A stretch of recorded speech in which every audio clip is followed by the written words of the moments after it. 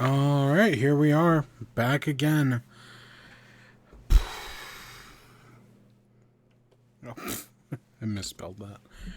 So, tonight, I don't know. We're going to... I'll be honest, this is all very last minute. I'd originally planned on doing this tomorrow, but I'm like, I'm not tired enough yet. Let's just fucking do it now. And then I'll worry about that stuff tomorrow. Yeah. I literally just finished watching Man of Steel like 20 minutes ago. So, that's part of the reason we're doing this right now. Is because, you know, I want to talk about it. And this is literally, I think, the freshest it's ever one of these things has been in my mind. Because, yes, after months of saying, I'm going to do Man of Steel, I finally sat down and did Man of Steel. Why Silksong? I don't know.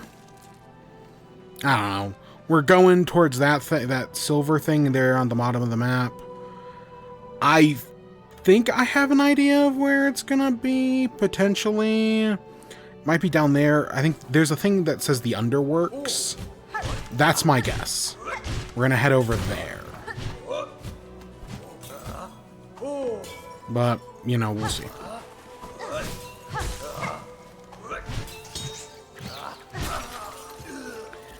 So, yeah. We've got... Really... Tonight we have one news story. That's Pokemon. I've got a few things in WIBE. I got a food thing. I've got an anime. I actually watched an anime. Wow, that doesn't happen often. So I'm going to talk about that. We got to talk about... I've been playing Galaxy 2. And then I beat Galaxy 2. And now I'm playing Pokemon. I guess I'm also playing Silksong. I guess that also counts. And then we got Man of Steel, and obviously the title of the podcast, The Inevitable Ruin. Because I finished The Inevitable Ruin. Yep. 30-hour audiobook. A little less than that, but basically a 30-hour audiobook. I finished in like a week. A little more. It's probably closer to like a week and a half, but still. I guess I finished the latter half of the Bedlam Bride and The Inevitable Ruin in like 2 weeks. Worked my ass off. Yeah, we're heading down here. Because I haven't been down here yet, so I think this is the right place to go. I hope it's the right place to go.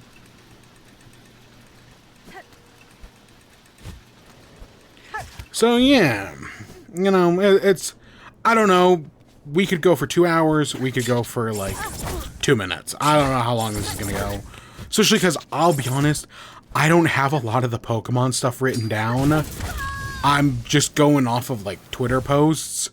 Because there's been so much shit. Like, I wrote down stuff on, like, the first day. And then after that, everything just kind of went to a mess. So, I guess let's talk gaming news real quick. I got one story. I got one moment, one story.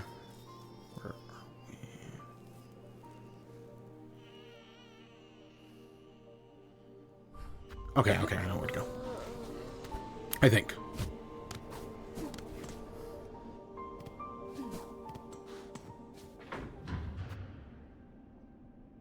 So yeah, we got one story, one big thing to talk about with gaming news, and that's the Pokemon leaks. And that's it. You know, I know other stuff happened. Oh, guess what? They're making a Horizon movie. More stuff about the PS6 and the next Xbox. Yeah, I guess they're making another Xbox. Fucking surprising, actually. Not really. I mean, the Xbox ROG Ally did come out this week, and they sold out. Whether that means a lot of people bought them, or they only made, you know, 10 of the fuckers, I have no idea. But that happened this week. The, what, $900 console? Handheld thing. So, yeah, but I'm not gonna worry about any of that junk. That's all. Yeah, what's up with Sucker Punch after Ghost of Yotei? There's a few other things that happened this week, and none of it I really care about. And then the Pokemon stuff's interesting, because I guess the guy... So a lot of these leaks come from someone named Centro. Someone who I particularly do not care for. Yes, right, I'm going to be citing them a few times. But I don't particularly care for them. But I guess Takato Utsunomiya, the COO of the Pokemon Company, sent a personal email to Centro Leaks to remove all images related to the big Game Freak leaks that happened. And he basically told them to fuck off, Centro Leaks. And was like, if you want, you know, see us in court, you know, take me to court if you really want me to stop doing this. Which, I mean, I'll give him that. He's got balls. I may not like the person, but I'll give him that. But that's kind of, you know, the primary source. I'm also going to be citing Stealth a lot, so just be aware of that. And with that, I guess let's just get into it. So, a few... weeks, months, it's been months now. There was a big Pokemon leak. They called it the Tera leak.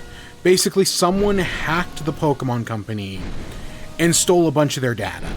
And, you know, at the time, we got a bunch of information. You know, we got our first hints at Gen 10. And, like, a bunch of, like, backwards details. If you remember, this is where, like, that whole Typhlosion thing came from. Where people were like, oh, Typhlosion's a pedophile. The whole Rayquaza thing... Or no, it was an Arceus thing.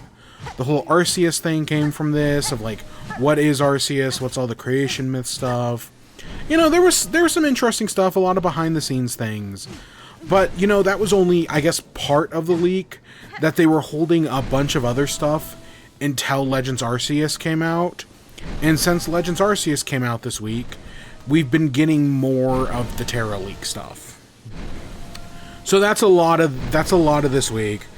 I'm just gonna kind of go over an order of what I saw. So I don't know if this is all the order that stuff released in. Yeah, most of the stuff comes from either Stealth or Centro Leaks or just other people. I'm not gonna cite everything word for word. You can go find the tweets. There were videos. I guess most of those videos have been, you know, nuked off the internet. Like, I guess there was, you know, engine tests for Gen 10. You know, showing Gen 10, like, petting Pokemon and whatnot. And, like, how the water's gonna look. And just a bunch of other stuff. That's just, you know, it's been taken off. Because, you know, that's the stuff the Pokemon Company actually can do. But, you know, Centro Leaks going to war, and I don't entirely blame them. And I do have some thoughts on some of this stuff. Like, definitely near the end, like, with what we found out about, like, Gen 8 and 9, I definitely... that kind of shifts my perspective of the leaks. But we'll talk about that later. You know, we'll talk about that later into the segment. I don't know, this is one of those things where we may talk about it for, like, 10 minutes. But if we talk about this for, like, the next hour, I won't be surprised. So let's start at the beginning. So all this... starts on, what, Tuesday? The 13th. So it comes out... the first thing I have here is Legends Z-A's budget. So, allegedly, according to, you know, Centro Leaks and whatnot, Pokemon Legends Z-A had a budget of 2 billion yen. Roughly translated, that's about 13 million US dollars. You know, for the Pokemon Company being a multi-billion-dollar company, that's not that much. You know, there are... I don't want to say there are indie games that rival, you know, that have had bigger budgets. But, like, compare that to, like, other AAA games that have a lot smaller influence than Pokemon. Only $13 million is kind of crazy. So, just to put that in perspective, Call of Duty Black Ops Cold War from a few years ago had a $700 million budget. Cyberpunk 2077 had a $400 million plus budget. Spider-Man 2 had a $315 million budget. The Last of Us 2 had a $220 million budget. All of those budgets, what? Quarters of the size? For the price they spent on for the price of Call of Duty, you could make 53 Legends Z-As, you know, a little bit of rounding there, for the price of one Call of Duty. That just shows, you know, Pokemon's a $1 billion company. Where the fuck is all that money going? It must all, you know, to the heads of the studio, or, you know, the investors, the shareholders. It's going into somebody's pocket, because it's not going into the games. I don't think it's going into the trading cards. I know some of it's going into the merch, but not that much. Where the fuck is all of that money going? Like, really? Where the fuck is all that money going? I have no idea. But it's clearly not going into the games. And we'll talk about some of that later. But yeah, that's where it starts. From there, we get some updates. I guess Legends 2, the Legends Z-A that came out, was originally going to be a Johto game. That when they started development, they were going to do 2 versions, a Legends Ho-Oh and then a Legends Lugia, per the leaked 2025 or 2020, per 2020 planning documents from Game Freak. It would have taken place in the past and centered around the origins of Pokemon trainers. They should circle back on this idea for Legends 3. That's from Stealth. And yeah, I more or less believe that, because, you know, after Legends came out, people really liked Legends. Honestly, I think the Legends games are better than what we consider the mainline games, even though the Legends games are mainline, by the way. I know it's weird, but Legends games are mainline. I talked to Joe Merrick about it. He'll tell you all about it.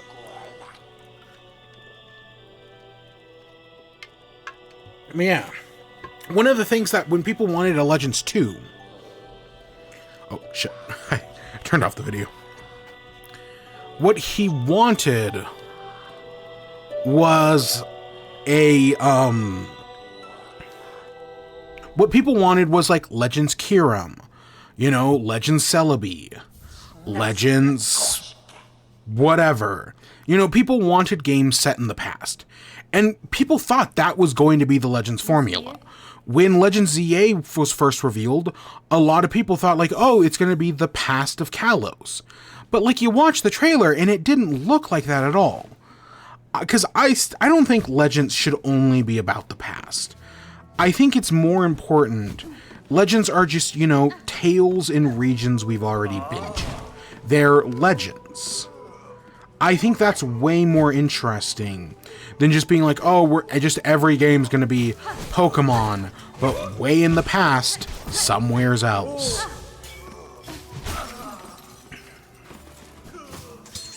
Let's see, next up. So that was the first thing. Next, Gen 10 information. So, allegedly, the games are Pokemon Wind and Pokemon Wave. I've seen logos. I don't know how real the logos are, but they look pretty real. And the theme is Infinity. The director is Shigeru Ohimura. And the setting is Southeastern Asia. Specifically, like, Indonesia. Which, that's interesting, because the last Tera leak that we had like a year ago said that the theme was probably Greece. So that kind of looks like that may have changed.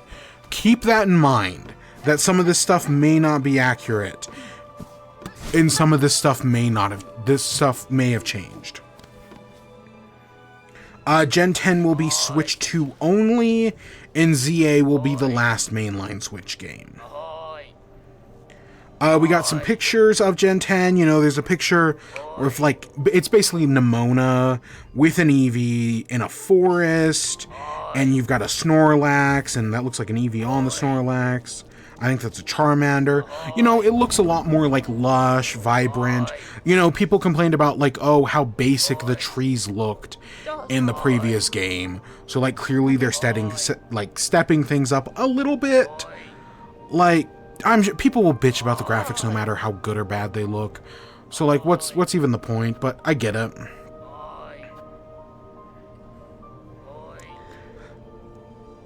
So after Gen 10, or more about Gen 10, I mean, that'll come later. Supposedly it's going to have open world. It's going to be an open world with MMO elements. What exactly that? I'm assuming that's going to be like what Scarlet and Violet did, because Scarlet and Violet isn't an MMO, but you know, it lets you play with your friends. And I could see them opening that up a little bit more and kind of doing like a Fallout 76 thing where the game's, you know, always online. And while, you know, you're doing your own journey and you can journey with friends, there'll also be just a bunch of randos online. Now, I will be honest, that creates problems. If we've learned anything from a lot of these other online games, that will create problems, especially when you rush the game. And guess what? Pokemon love to rush their games. There'll be island exploration and underwater exploration. So, because, you know, basing it off of, you know, Southeastern Asia, so, you know, Indonesia, the Philippines, it makes sense you'll be doing a lot of island hopping. And I get how one could go to the other. Like, oh, this could become Greece. That makes sense. It was gonna be like Breath of the Wild and Tears of the Kingdom, where, you know, after doing like a tutorial, you can go straight to the final boss. I like that idea. I do. I think that's I know not everybody loves that in Breath of the Wild and Tears of the Kingdom, but I think it's interesting that you can just go straight to the final boss. A seed Pokemon that you're given at the start. So like one of the starters is going to be a seed? And then the evolution for the seed Pokemon will be procedurally generated, so it'll be slightly different for every player. I'm assuming that's like more like a Spinda thing, or maybe, God, like a Skylanders Imaginator thing. I think that's an interesting idea for a Pokemon. That like everyone makes theirs like a little, like customizes it a little bit different. It looks a little bit, again, kind of like Spinda. Like, I know there's like... There are, what, like 3 billion Spindas? Maybe, probably closer to 4 billion, actually. And there's a very distinct possibility that if you go and boot up, like, Gen 3 and catch a Spinda, nobody has ever caught that Spinda variant before. I mean, that's not as many, like, shuffles as a deck. Because, like, if you know, if you shuffle a deck of cards, that random shuffle has never been done before in the history of shuffling cards. Shit. And will never be done again for the rest of time. At least for like a few, like, million, billion years or something like that. Which is crazy to think about. That, you know, with 52 random cards, you have, you know, more possibilities than have ever been done in all of humanity. And, you know, and especially when we have, like, entire cities just dedicated to shuffling cards. Let's see. There will be 18 challenges, one for each type, and it'll be a mix of gyms and boss Pokemon. So kind of like what Scarlet and Violet did, which, to be fair, I like what Scarlet and Violet did. I feel like the traditional 8 gyms, the challenges, and then the star bases were all really interesting. And I also like the Kahuna Pokemon, or the Trial Captains, or whatever the fuck they were called, Totem Pokemon, in Gen 7. Gen 7 is super underrated. I feel like it breaking the formula by getting rid of gyms and trying to do things a little different is interesting. So yeah. I guess we have there's like legendaries for Pokemon Wind and Pokemon Wave, and they're gonna be like a god and a goddess. Like, they're more like humanoid, I guess. One, you know, controls the wind that sails ships. The other controls the waves the ships fly on, or, you know, the ships go on. And maybe it kind of, like, it says they live on an island, so that kind of makes me think they're, like, the final boss. So yeah, that's interesting. The Pokemon Wind and Wave will be on the Switch 2 exclusive, and it'll use a new engine called the Pokemon X engine, or Pokemon Engine X. And this is where we got, like, the demo video that has since been taken down, but it originally showed, like, Pokemon, like, in the water, like, it showed, like, a Tatsugiri. What's the big one? Dondozo? It showed, like, Dondozo in the water and, like, a few other fish Pokemon. It looks better. I know people will always bitch and moan, but it looks better.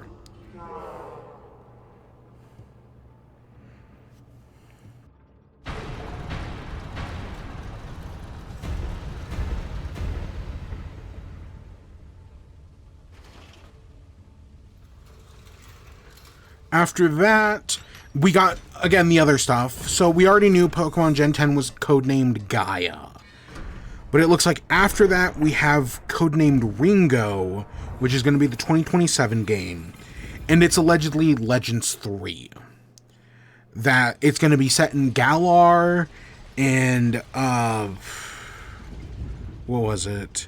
There's something about, maybe this one was also about, like, exploring, like, the first Pokemon trainers or something like that. There's an image of it where you see, like, a Wobbuffet, like, in a jar or something like that. It's interesting that they do Galar next, but I don't think it's that surprising, because the next thing is codename Seed. The idea behind this is that this is going to be a multi-generational region. So it's specifically going to be, like, remakes of the first 4 games, you know, Hoenn, Johto, Sinnoh, and Kanto, all the Japanese regions, in one game, and it's going to be an MMO. That's interesting. You know, people have always you know, since, like, World of Warcraft came out, have been like, what if World of Warcraft but Pokemon? And if that's, you know, hey, we're going back to the previous regions, but it's World of Warcraft this time, people will be excited for that. I know that's what projects like Temtem and, to a lesser extent, Pal World, like, took some inspiration there. We were like, you know, what if we had these, like, MMO elements to make things more interesting? And yeah, that's the dream. Is it an ultimately flawed dream? Oh god, yes. But it's interesting nevertheless. And then finally, so that's 2028 or later. A lot of these games will get DLC. You know, Gen 10 will have a DLC. Legends 3 will have a DLC. And after all that, we get Gen 11 in 2030. I think to an extent, I kind of hope the timelines are wrong. Like, it's very apparent we're getting Gen 10 next year. Next year, 2026, is the 30th anniversary of Pokemon. And it kind of, all the writing is on the wall that the Pokemon Company wants to do their big, you know, Gen 10, the 10th generation, for their 30th anniversary. I think that makes sense. I think it is very likely that we get Gen 10 next year. That one seems obvious. Anything after, though, is totally possible, and I don't think this includes anything like Ilka is doing, you know, the people who did the Brilliant Diamond and Shining Pearl remake. I don't think we know anything about what they're doing, so they might throw something in there. Because wasn't it weird when we got 2 Pokemon games, like, 3 months apart? That was pretty fucking weird. So, you know, Ilka, as far as I know, you know, they didn't work on these Legends Z-A. I don't think they've done anything recently, but we know they're still working with the Pokemon Company. So they're going to be doing something eventually. Our next thing is basically Game Freak's dirty laundry, for lack of, you know, as Stealth puts it. And it's that Junichi Masuda... Okay, so I'm just going to go off bullet points. Basically, Junichi Masuda was banned from directing Pokemon games after Gen 5. It's referred to as the era of Masuda's absolute dominance. Masuda alone handled development, planning, personal decisions, public relations, and game design. Up through the Black and White era, it was the era where no one could oppose him. However, this led to a concentration of power, and the organization began to run out of control. In personal matters, unnecessary people and favorites emerged. You know, all signs of an unhealthy development cycle. There was one studio that got outed for an unhealthy development cycle this week. Who the fuck was it? It just happened today. I don't think it was Metroid's developer. Who was it? It like just happened. Where it was talking about like this developer that was like, you know, some employees got favored, other employees got punished based on what they were doing. You know, it creates like an environment of fear, basically. I don't remember who it was. Fuck. It was somebody famous. It was definitely like a Nintendo studio. It might have been, I don't think it was Retro, but I don't know who else it was. But yeah, another Nintendo adjacent studio. It might have been, it wasn't Mercury, but it might have been the people who do Luigi's Mansion. I don't remember. I don't remember, and I can't find my source anywheres. But yeah, so it looks like, yeah, basically under Masuda, Pokemon was a dictatorship. And that, yeah, after, let's see, various people favorites were emerged.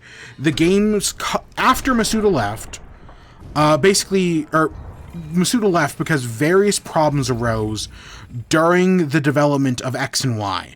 Masuda got into an argument with Sugimori, resulting in a decision that he would no longer be able to direct games.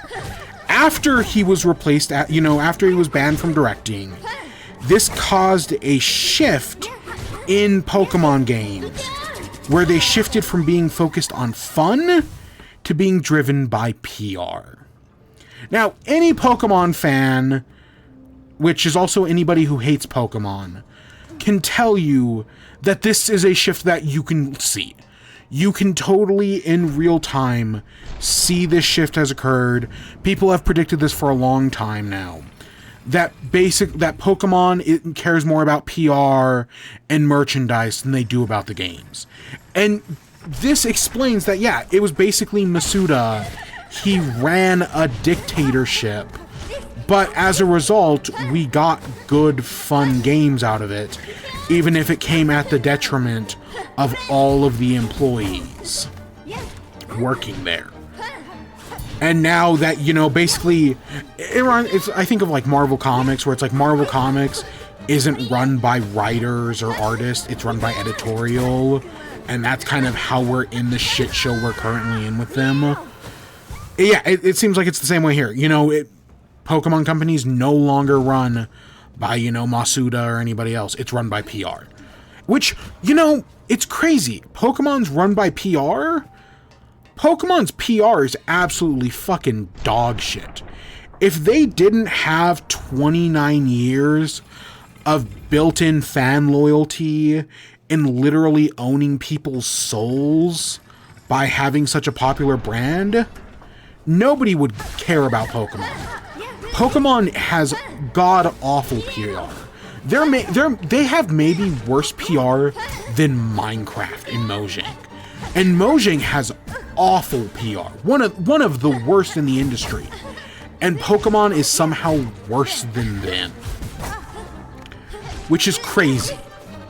Because, yeah, if this is PR I would say that it's more merchandise focused. They care way more about, like, selling plushies and trading cards than they do about, making games, which is obvious, right? That's where the money is. Pokemon didn't become a billion-dollar franchise because it sold a lot of copies of its games. It became a billion-dollar franchise by selling cards and lunch boxes and animes and mangas and plushes. God, the plushes. So this all makes perfect sense. Now, how true is all this?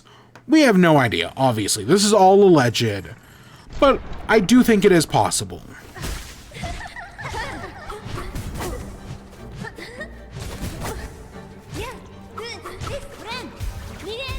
Yeah, I think all of that is completely possible. It's, yeah, because, yeah, basically, Masuda, he directed Ruby and Sapphire, Fire Red and Leaf Green, Diamond and Pearl, Black and White, X and Y, and then I guess he did Let's Go Pikachu and Eevee as well. Which, yeah, okay, I kind of see that. So that, you know, that's the explanation of what's going on with the Pokemon Company. But those are the big leaks. But we do have, basically, the beta plot of Gen 9. We also got, like, an image of, like, the island, you know, what the originally looked like, where you have, like, the Spanish region, and you have, like, a bunch of hexagonal islands. And, you know, the story was originally very different, I guess. Originally, for Scarlet and Violet, there were only 4 gyms in the main story, with 4 optional ones. Gym leaders' teams changed depending on how many badges you had. This is the big one, because a lot of people, when Scarlet and Violet came out, were surprised the game didn't have level scaling. Way back for like the 20th anniversary, Pokemon introduced the idea that gym leaders change which Pokemon they used based on how many badges you have. So, you know, if Brock, you know, in the Pokemon world, if Brock is your first gym, he's only going to use 2 Pokemon and they're going to be low level. Whereas, like, if Blaine is your first gym, he's probably going to do the same. But if he's your 7th gym leader, you know, he's going to have 4 Pokemon and they're all going to be in their 40s. I get that. That's a, you know, it was a fun idea when they introduced it in the anime. And then when Pokemon went open world, that's kind of what we expected from the game. And it was really surprising when that didn't happen. I mean, there were elements of it, like I want to say in Scarlet and Violet, or Sword and Shield. I want to say in Sword and Shield, Pokemon's levels actually change in the wild area based on how many gym badges you have. But that's, you know, this is I've seen a lot of people like call out the Pokemon Company at this and be like, hey, this is proof the Pokemon Company is shit. And yeah, kind of. But this shows that, hey, this is a good idea. I'm just wondering why they didn't put this in the game. Did they consider it, you know, too much work? Doesn't seem like that much work, but who knows? Who knows why the Pokemon Company didn't do this? But it's such an obvious idea that no shit they had it. I guess, so in the original Scarlet and Violet, in the beta, Nemona and Arven exist, but Penny doesn't. You still get a Koraidon and Miraidon, like, you know, it does in the normal game. The evil team is not Team Star, but is instead called Team March, and that the plot is that the champion of the region has disappeared. However, the head of Team March is basically the acting champion, and that after defeating some of the gyms, you take on Team March's, like, admins, and they're basically the Elite Four. And the commander of Team March is your champion battle. And I'll be honest, I think that's a great idea. I really hope Pokemon comes back and revisits that idea. Of the idea of, like, the evil team is the Elite Four and the champion. And that the champion is missing. That's a really interesting idea. Now, I will be honest, if you keep reading through this, it goes on to say, like, eventually you find, you know, there's this mysterious island that you go to, and it's got the other Koraidon and Miraidon. Jock is more important in this game. There's a bunch of, like, diary entries. There's trials, islands to explore. And eventually you, like, meet the champion of the region, who is your, you know, the protagonist's father, but they're, like, a shadowy figure, and you don't, like, see their face. And they want to, and there's, like, a Pokemon Utopia or something like that. Instead of the, like, crater of Paldea, you go to this like island, and depending on which game you're playing, it's either a past island or a future island. There's some interesting ideas in here, but I'm gonna be honest, I think most of this sounds like garbage. I think like there's some good ideas, but depending on the execution, I don't think this would have been good. I kind of think some of this stuff sucks. Like, there's this whole conversation where you, like, meet the champion, and they're like, beautiful, you surpassed my ideals. My ideals are meaningless when you have the treasure of your own. And it just sounds like garbage. I'm gonna be honest, I don't think this is actually that good. How real is this writing? Like, this is all clearly, like, temp dialogue, but it's bad temp dialogue. I really like some of this island hopping stuff, and like, listen, I'm all for Pokemon Company breaking the formula.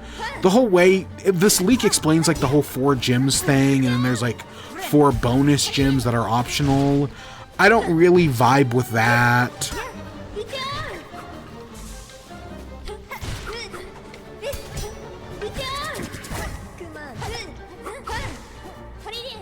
But yeah, it sounds really messy. And I guess the 4 additional gyms are all post-game gym games. And like it kind of sounds like the region doesn't open up until after you beat the main story. It's like linear and then it becomes open world after that.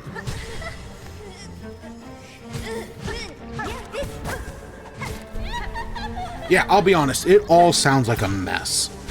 And then, now, to that same end, we also got some Gen 10 leaks. And I guess in the Gen 10 leaks, I don't have the exact thing here, but basically, or not Gen 10, Gen 8 leaks for Galar, for Sword and Shield. And I guess originally Sword and Shield was going to be prehistoric. It was going to be a game set in the past, and you were going to go through like 3 prehistoric eras, like the Paleozoic, the Jurassic, the Cretaceous. You know, it was going to be set in the past, but then that changed. Now, these leaks are from 2020. Scarlet and Violet released 2 years later. The big point I want to take away from the Scarlet and Violet stuff, and for, you know, leading into Pokemon, you know, Gen 10, which is, again, allegedly Wind and Wave, you know, Legends 3, Gen 11, whatever comes after that. It's very clear that, you know, these design documents are from like 2 years before Scarlet and Violet came out. The Pokemon Company is very clearly willing to completely change their plans a year or 2 out from release. And these documents, you know, for Gen 10 are, even though they were like taken like last year, they're a few years old by that point. I honestly think everything we have about Gen 10 here, even though we just spent like 30 minutes talking about it, is almost entirely useless. Like, yeah, sure, some of the video footage and like, you know, like what they're going for is probably still the same. But like any of the story stuff, the Wind and Wave stuff, is probably complete bullshit. Not that it wasn't true, it definitely was, but it's probably not true anymore. I would bet that, well, yes, this is what the Pokemon Company had planned to do. Their plans clearly change a lot. So the Scarlet and Violet beta is very different than the final game we got. Not completely different, I'd say like 50% different. So whatever we're getting here from Wind and Wave, I bet is going to be 50% different, if not more. Some of the ideas they have are probably going to be completely different. And like I said earlier, Legends 2, Legends Z-A, was originally going to be Legends Ho-Oh and Lugia. So I bet at, you know, whatever Legends 3, you know, it says it's Galar, I bet that's probably completely different now. I would not be surprised if that has completely changed for a game that's not coming out for at least another 2 years, if not more. So while yes, these leaks can be interesting to, you know, read and talk about, I don't think in the grand scheme of things they're actually going to have much effect on whatever the final game's going to be. Because clearly the Pokemon Company changes a lot of things. And they're going to continue changing things.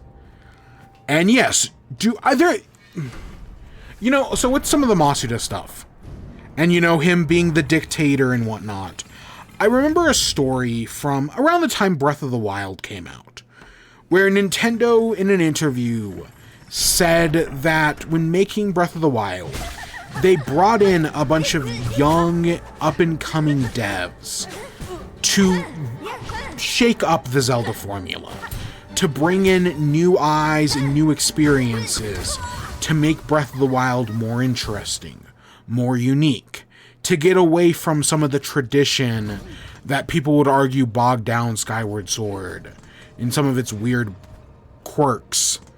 And that really paid off for Breath of the Wild. It's one of the best games of all time. And then, allegedly, according to around the time that story came out, there was a similar story that for Pokemon Sword and Shield, allegedly, the Pokemon Company tried to do something similar. They tried to hire a bunch of young, up-and-coming devs to shake up the formula, but instead, they hired a bunch of Gen 1ers, because they'd be like, they tell these like new devs like, hey, what if we got rid of, you know, battling? What if we made battling turn-based, or what if we made battling, what's the word I'm looking for?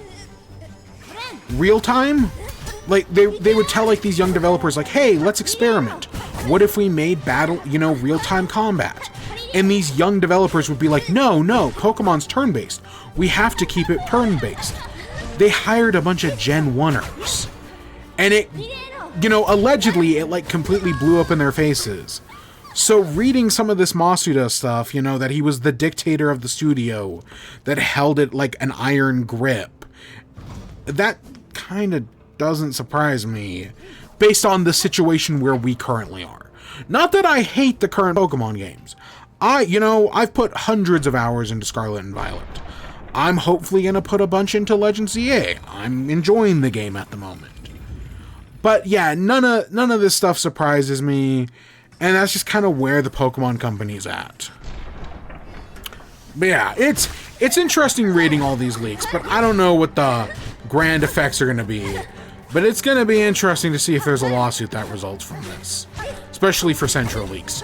That would be interesting.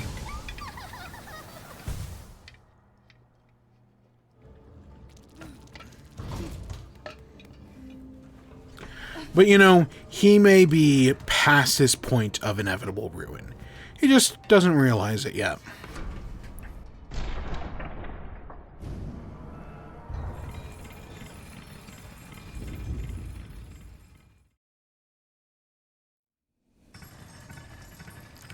Alright, let's do some WIBE. You know, we've been dying in this boss for like half an hour now.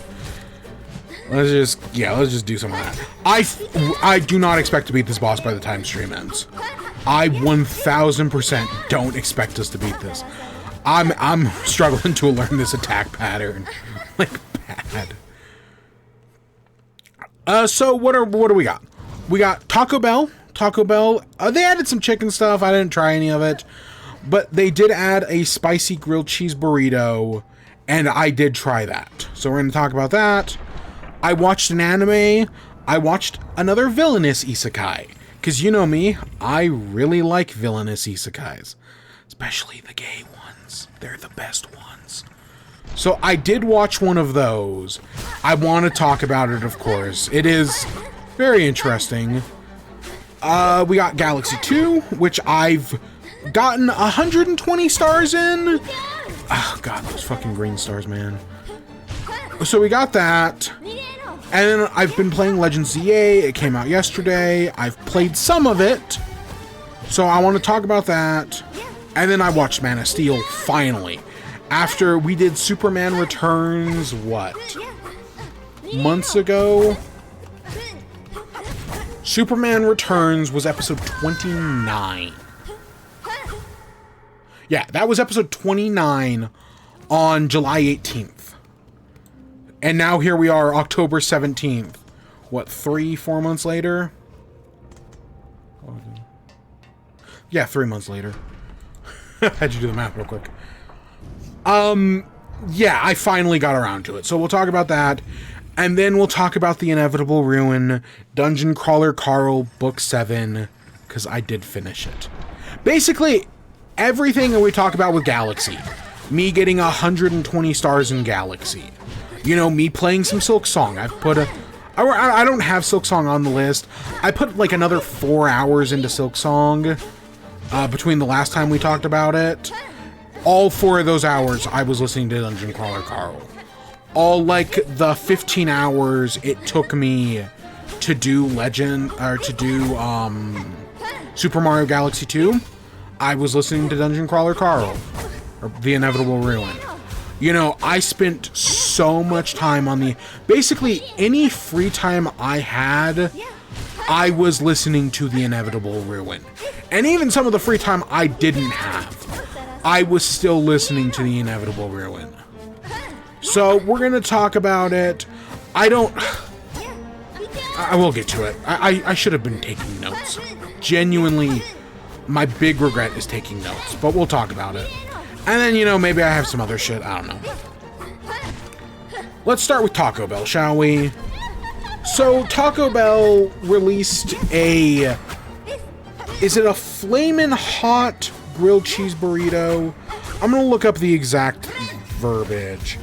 But basically, Taco Bell, earlier at their Live Moss Live event, they talked about how they were bringing back, like, the beefy Fritos burrito. But when they were also going to add a spicy variant. And the spicy beefy Frito burrito would have rice, of course, but it would also have the spicy beefy Frito burrito would have spicy Fritos. You know, think like Fritos with like the hot Cheetos powder. But they would also put that hot Cheetos powder in the rice. So on top of the Fritos being red, the rice would also be red. And while that hot Cheetos, you know, that beefy Frito burrito hasn't come out yet, they did release a Flamin' Hot grilled cheese burrito, which has the red Fritos and has the spicy rice, you know, with the powder in it and whatnot. They also are doing a Frank's Red Hot collaboration. It's all chicken stuff. You know, chicken burrito, chicken taco, chicken nacho fries. I'll be honest, I just didn't care. I'm game to try the spicy. I was like, you know, I'll try the spicy burrito. The Frank's Red Hot stuff, I could care less about. And honestly, the only reason I wanted to try the Flamin' Hot grilled cheese burrito was because I like the grilled cheese burrito. I don't think it's the best item Taco Bell has ever had, but I think the grilled cheese burrito is fantastic. I think it is a super underrated item. And years ago, in season, probably season 3 of this show, when they first introduced the grilled cheese burrito, I remember talking about how it kind of reinvigorated my love for Taco Bell, because for a while, I felt like they had grown kind of stale. All their menu items were the same and kind of boring. And then, even though the grilled cheese burrito adds nothing new, you know, no new big recipe or anything, it shook things up in a way that I really liked. I just think it's a good burrito. And since then, you know, the grilled cheese burrito kicked off my Taco Bell renaissance. Let's put it like that. Like, I was kind of out on Taco Bell until the grilled cheese burrito came out. And since then, you know, they brought back the volcano sauce, they did gelato, they've done a lot of weird shit over the years. But I always give credit to the grilled cheese burrito. And it's now a permanent menu item, because, you know, it proved successful. So yeah, getting a Flamin' Hot version, I was like, yeah, sure, I'll try that. And I liked it. It's not, you know, as spicy as people are gonna want it to be. It's no volcano grilled cheese burrito, which I would love, by the way. That sounds like an amazing idea. But it's still good. I still enjoyed it. I don't regret getting it. It definitely, I don't think it was too spicy, except for like the final 2 bites, when like all like the sauce and whatnot kind of like drip to the bottom of the burrito, so you get like one extra spicy final bite. And yeah, that definitely was a lot. But other than that, I don't think it was too spicy. I enjoyed it. I enjoyed it well enough. I got, you know, they have like a Lux Craving box. It's come with that. I got a chalupa, which I also really like the chalupa. A taco, and a drink. Which, hey, every time I try Baja Midnight, I like it a little bit more. It's not as good as Baja Blast, not even close. But Baja Blast is like potentially the perfect soda, so, you know, but I like it a little bit more every time I try it. And I get it every time because I can get, you know, Baja Blast is now sold in cans. And well, yes, the version at Taco Bell is probably better. I'm not that picky, you know. This ain't like a McDonald's Coke thing where I will only drink a Coke from McDonald's. And even then, I'll get an orange lava burst before that. But no, I like Baja Midnight. I liked this Flamin' Hot grilled cheese burrito. It was good. It's, you know, if you like the grilled cheese burrito, you're gonna like this. If, you know, you want some of that, like, beefy Frito burrito, this is closer to that, I'm sure. I admittedly don't know entirely what's on the beefy Fritos burrito, but this is, you know, a step in the right direction. I would not be surprised if this is just getting us that, like, soon enough, we're gonna have the beefy Frito burrito back. Unless, of course, this is the replacement, but Taco Bell's doing a lot of weird shit. You know, I like weird food shit, and Taco Bell supplies it. They really do. They come out and they get it. Whereas McDonald's, fucking A, McDonald's, man. Still waiting for that big arch burger, by the way. Yeah, no, I liked it. You know, if you like either of those two things that I mentioned, you probably will as well. Yeah, you know, it's Taco Bell. You know exactly what to expect. There's nothing surprising here. It does its absolute job. Nothing more, nothing less. And yeah, I think that's the only food thing I tried. I can't think of it. I don't even think I know. Literally, it was just that. Yeah, no, I think it was just that. Yeah, I made gyros and chicken sandwiches this week. So, yeah, no, it was just that. So I guess let's talk about anime. Let's just get that one out of the way as well. So, Animu...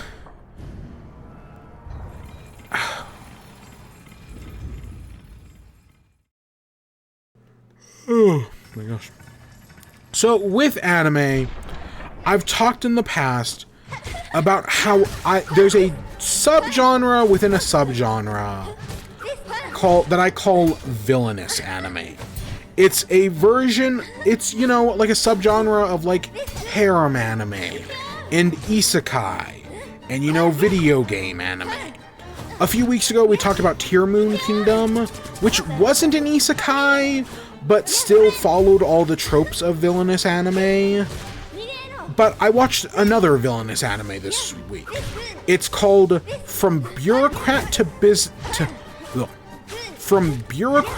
Villainous, Dad's Been Reincarnated.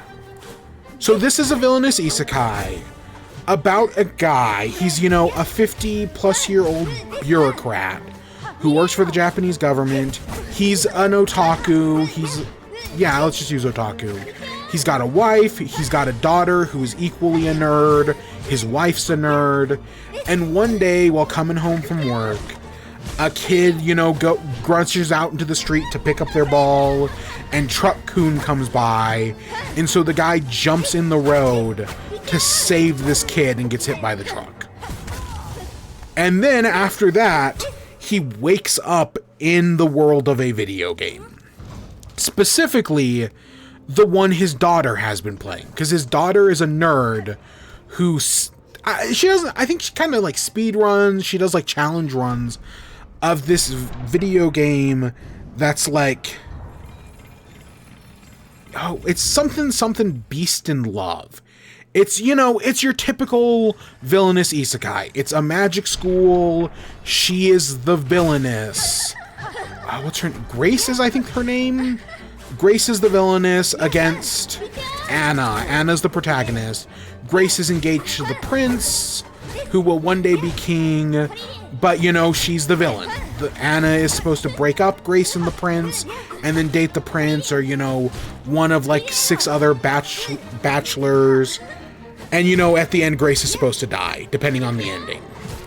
Like, they bring, like, the daughter brings up that Grace, you know, will turn into a demon in some of the endings. She'll get, like, possessed. So, that's the premise. You know, he's trapped in this video game that his daughter used to play. And now, you know, just through, like, peripheral information, because this guy is a great dad. Like, the whole joke is that while he's this, like, because there is an element, like, this could be a very creepy show. You know, a 52-year-old guy gets reincarnated into, like, a 16-year-old girl. This could easily be, like, very creepy, but it's actually, like, very wholesome. As Grace, he radiates, like, dad energy, even though, yes, there is definitely some romance. This is not a, I mean, it technically is a bisexual harem, but there's only one, it's 5 guys, more or less, and 1 woman. Now, to be fair, kind of like some of the other villainous isekais I've talked about, I do think between the 5 guys and the 1 woman is winning. Even though, you know, the dad is trying to, like, make moves to set up Anna with some of the other, like, suitors. Because the dad is trying to act like the villainess, but he's just really bad at it, and he's just such a nice, likable guy. Like, yes, this could be creepy, but I don't view it as that. I view this as very wholesome. It's a lot of fun. But what I think is, so when I was pitched this show, one of the things that was mentioned was that an important aspect is that, well, yes, he is trapped inside the video game his daughter is playing. His daughter is literally playing the game and figures out that, wait, that's her dad. So now, you know, she tells the mom about it. And so basically the mom and the daughter are playing the game, knowing that it's their dad inside the video game. That's what made me interested in the show. The rest of this is just kind of like generic villainous isekai. But one of the inherent problems with isekai is that you have to set up a way in which the characters don't give a shit about the lives they died in.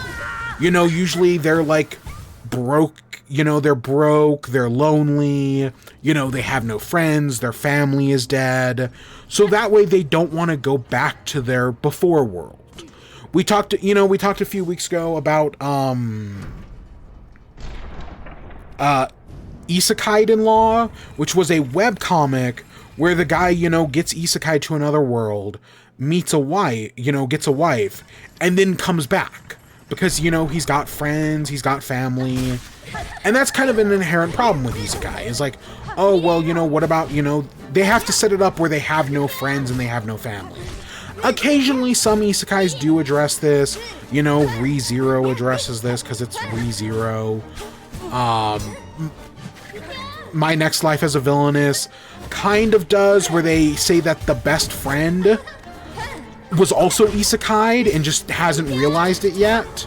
Like, the main character realizes it because they got hit in the head. The best friend, though, hasn't realized it yet. But they're isekai'd as, you know, one of the love interests. Not the main one, though. One of the side ones. But, you know, for the most part, isekais don't address this. But I like that this show does. That the daughter and the wife are playing the game and know that the dad's in the game. Because they also establish that the dad isn't dead. He's just in the hospital in a coma. And they're kind of, they don't know for sure, but they're like guessing that, hey, if we beat the game, then dad will wake up. You know, his mind is trapped inside the game. But once we beat it, he'll wake up. And, like, they establish that, like, you know, he's not in, like, any danger. He's just, you know, asleep. It's, like, there's nothing wrong with him. He didn't suffer any brain damage. He's just asleep for some reason that is obviously magical. So, like, the wife and daughter are not, like, worried about him at all. Because they have faith that it'll all work out in the end. My only problem with this is that they don't establish this fact until, like, 4 or 5 episodes into the show. I thought, in a lot of shows like these, they go through the first episode, and then there's usually, like, a post-credit or, like, a mid-credit scene that, like, gives you a little bit more information. Maybe it sets up, like, another villain or something like that. I was kind of hoping that the daughter finding out her dad's in a video game was kind of going to be the final scene of the first episode. No, it doesn't get established until, like, halfway through episode 5. And that's probably my one problem, is that I wish they had just set up in the first episode that the daughter knows. And then maybe don't address it for a little. Like, I'd be fine if they only, like, checked in at the very end of episodes or at the very beginning until, they actually got the ball rolling. But yeah, like, for such what I consider a very essential element of the anime, the fact that the wife and daughter know, it's not established until a few episodes in. And the first episode actually ends on, like, a really weird note where they're, like, it's Grace and Anna in the cafeteria, and then it just kind of, like, ends with them on that. Like, it feels very much like a two-parter, which I guess it technically is. But yeah, I think that's a really good idea. I just kind of wish it was established off the bat. Now, if this anime gets more seasons, then I'm sure, because it very much ends of, like, oh, this isn't the end. Like most of these, these are just 12-episode seasons meant to promote a manga or a light novel. Which, to be fair, I had heard of the manga before. I don't own it, but I had definitely heard of it. But yeah, I enjoyed it well enough. I'm not going to act like it's anything that special. I feel like the gimmick of the wife and the daughter knowing are interesting. There is a part of me that's I kind of wish they were playing Anna. Like Anna was the video game protagonist that, she was playing. And she was, like, trying to, like, help out the dad. We're talking about anime, actually. We're talking about an anime called From Bureaucrat to Villainess, Dad's Been Reincarnated. Yeah, I kind of wish the wife and the daughter were, like, they were more, like, there are moments. It kind of, as the show goes on, it kind of establishes that the daughter has control over Grace's, like, beast familiar dragon. And that, she's the one who can change the elements. She can, like, make it breathe fire. I like how she gives it, like, I think she names it Orion. And tries to, like, tell the dad as, like, hey, I named it Orion. She's, like, trying to hint that they can see her. Because she names it Orion after, like, a book they used to read when she was younger. And the dad doesn't connect it at all. Like, he doesn't make the connection at all. He's very much in the dark that his wife and his wife and child are playing this game. But I still think it's a good idea. I think this is a good premise to just, step on things more. It definitely helps reduce some of, like, the creepy factor. The fact that, the 52-year-old guy is in a 16-year-old girl's body. There's none of the, they don't do anything about, like, transness or anything like that. He doesn't deal with, like, gender dysphoria or anything like that. Which I think is fine. Like, the show's clearly not setting out to be that. They show on multiple times. There is an interesting element where, like, at one point you see, like, they go inside of his mind, and, like, Grace is locked in a cage. Because, it's a villainous isekai. So before they got the memories of the other world, Grace was a terrible person. She was rude, she was mean, she was spoiled. Yeah.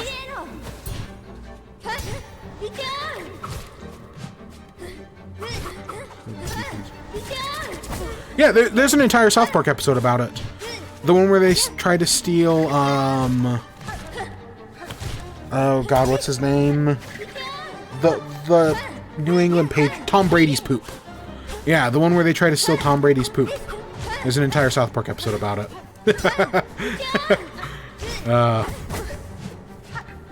Oh, I did not watch I know there was a new South Park episode this week that was all about 6-7.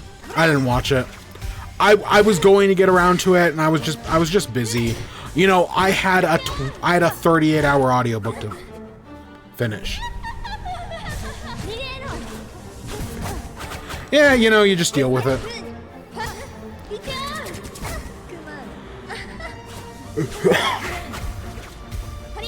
But yeah, no, I liked the anime. You know, it's a fun idea. Kind of. I'm not gonna I will disagree on some facts, but yeah, sometimes it is dumb and stupid. Especially recently. Or, you know, the past, like, ever since Trump became president, South Park has kind of sucked. Ugh. Kind of. So yeah, I don't know. I like the anime. It's a villainous isekai. I love villainous isekais with lesbian overtones. Okay, not that much. Okay, not as much as like the other villainous one with Miss Claire. Not this one doesn't go as far as that, but there are. It's definitely going in that direction. But, you know, it's gonna be curious to see, like, you know, is the real Grace gonna take back over her body, and like how's that gonna play out? Yeah, I liked it. Nothing special, but I didn't need it to be.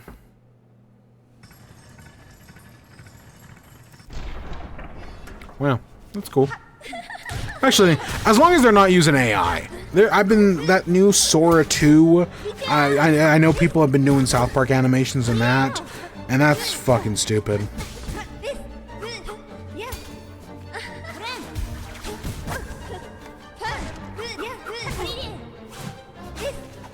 So yeah, I think that's literally all the anime I watched this week. I kind of want to watch Quintessential Quintuplets again. Maybe it's just, you know, watching this villainous isekai, you know, it's kind of a harem thing, and that made me think of that. And I never did watch the movie for Quintessential Quintuplets. I know they did a movie. I know how the show ends. I know people hate it. But I still should watch it. Because when the first season of that show aired, I actually picked up the manga after that and read up until, I can't remember how far I got. I know it was some point after the grandfather shows up, but I don't remember how far into it I got. But I definitely, like, the moment the ending happened, I remember immediately being spoiled. Because, you know, by that point I had, like, put it down to move on to other things, even though I hadn't finished it. Because, you know, it was still releasing at the time.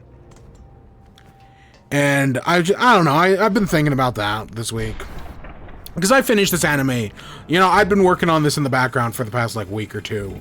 But I finished it, like, Monday. Again, yes, most of my time was spent reading The Inevitable Ruin. I did have one or two other things to do.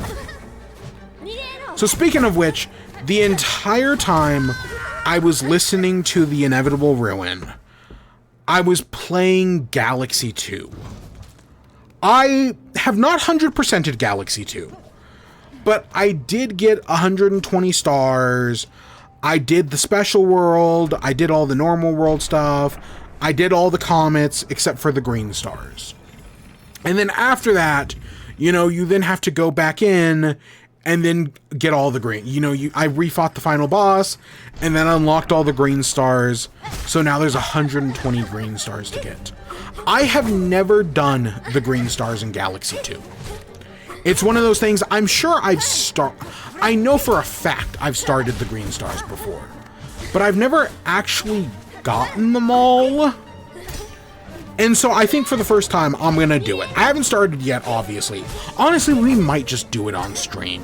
Depending on what's going on these next few weeks, I might just start doing green star hunting on stream. I'm definitely thinking about it, that's for sure. But yeah, actual thoughts on Galaxy 2. Having played Galaxy 2 on the Wii a few weeks ago, it is so much better on the Switch. Oh my gosh, do not...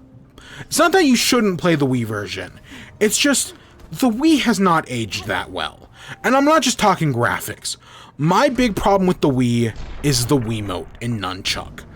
I think they are awful controllers.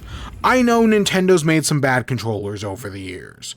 The N64 is the most famous one. I honestly think the Wiimote might be worse. Like, yeah, when the Wiimote is basically just a glorified NES controller, it's not that bad. But when the Wiimote has to, like, be, like, something you hold on your side and you hook a nunchuck up to, it's fucking awful.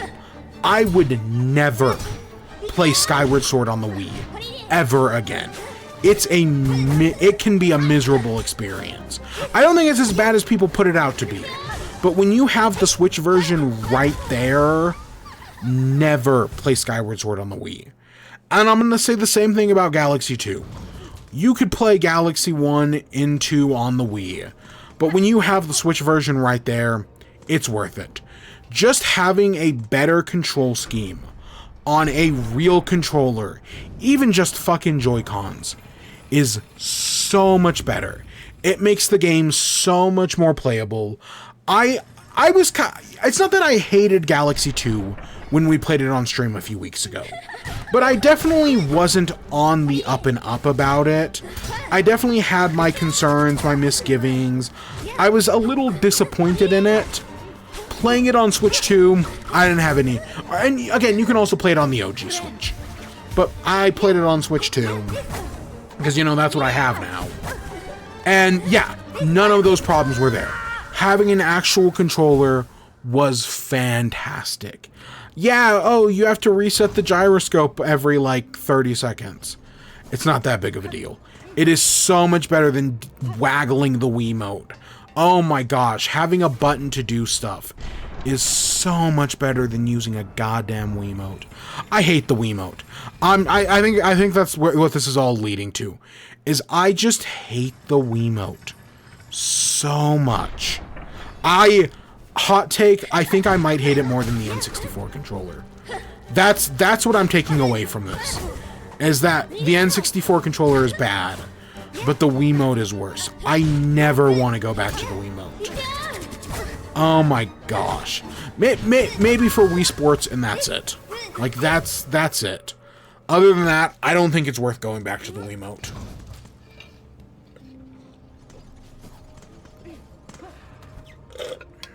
It's just not. But yeah, I really enjoyed the game, going through. Actually, like, in the original Galaxy, when I played Galaxy 2 on stream, there was a part of me that, like, dreaded getting all the stars, because I would, like, in the first Galaxy, I did not have that problem. You know, I was having so much fun, I just kept going, that literally any time I had to do a star goal, I already had enough. On my replay of Galaxy 2, that was never an issue, kind of like Galaxy 1. I was having a good enough time that, you know, I was doing the comets as they showed up. I was doing multiple levels per world at a time. You know, I wanted to go back in and play levels. I was having a good time. And I just didn't have that on the Wii version. Now, I know some people say, well, oh, you know, if you compare to, like, Odyssey has, like, much better movement. You know, the controls are more refined because that was a designed for system. And I'm not going to disagree with any of those points, but just because Odyssey has better movement doesn't mean Galaxy's is bad by any means. I also don't think Sunshine's bad.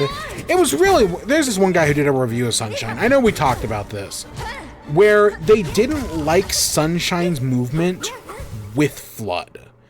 They thought that with, like, Yoshi or without Flood it was fine, but they didn't like Sunshine's movement with Flood, and I think that's fucking crazy. I think that's the opposite of how it is. Sunshine with Flood is great. Take Flood away and it's garbage. Or put me on Yoshi. I don't like Yoshi in Sunshine. I did not. Yoshi is fine in Galaxy 2. I don't think it's anything amazing, honestly. Like, some of the Yoshi levels are kind of whatever. But it's still, you know, it's a neat idea. I'm glad they did it. And, you know, I do kind of want a Galaxy 3 now. You know, playing both Galaxy games back to back. you know, trying to 100% them. I do want Galaxy 3. I kind of do. I'd be down for that. Because I still feel like there's so much more potential, or, you know, maybe they lean... if they did Galaxy 3, but it kind of was more... It was still, you know, Galaxy, but it was designed more like Bowser's Fury, where, you know, you're in the galaxy, you're going from planet to planet, but each of the planets was like one of the zones in Bowser's Fury. I think that would be fantastic. I love that idea, actually. Where, you know, there's so many stars to collect on each of the planet that's divided into, like, different sections and different zones with different gimmicks. It's a little open world, so you can kind of, like, do them in any order you want. You know, maybe there are some things where you gotta leave and come back a little bit later, and it'll open up new stuff. You know, maybe they take some, like, Outer Worlds influence, or Outer Wilds, correction, and, like, you know, there's, like, certain things that go on, like, time limits. You know, you have one planet that's stealing the sand away from another planet, and then they, like, flip... Instead of, like, Outer Worlds where, you know, the universe explodes, it's just going back and forth between the two, and depending on when you go, that, like, changes the stars you can get. There's a bunch of... There's some good ideas there. If that's Galaxy 3... I would love that. I don't know if we're getting Galaxy 3. I mean, they're pretty perfectly set up to do it. You know, re-releasing both the games, Galaxy movie. If they announce Galaxy 3 next year, I would not be surprised. I don't think they are, but I think there's a good idea in there somewhere. But you never know with Nintendo. I mean, they don't really, especially with Mario, they don't really do threequels. Especially after, you know, 15 years. Yeah, Nintendo don't really do threequels like that. Like, literally, the only thing I can think of is, the original Super Mario Bros. 3. I guess also technically kind of a Link to the Past, because Echoes of Wisdom and Link Between Worlds are both kind of sequels to A Link to the Past. But yeah, no, I enjoyed Galaxy 2. I am going to do the green stars. I might be a little burnt out just because I did everything. You know, basically in 2 weeks, I did Galaxies 1 and 2. And that's kind of also how I feel about Dungeon Crawler Carl at the moment. Like, I'm kind of glad I don't have an 8th book, because going through, you know, Bedlam Bride and Inevitable Ruin back to back, I'm a little burned out. I know there are some people who, you know, read like they're running out of time, but I ain't one of them. Even though I do have my eye on a new book. It's called If the Shoe Fits by Julie Murphy. So, I know, quick side tangent, because I can. You know, this is my show. Yeah, oh no, you got a long day ahead of you. Have fun. And tell me about it next week. Yeah.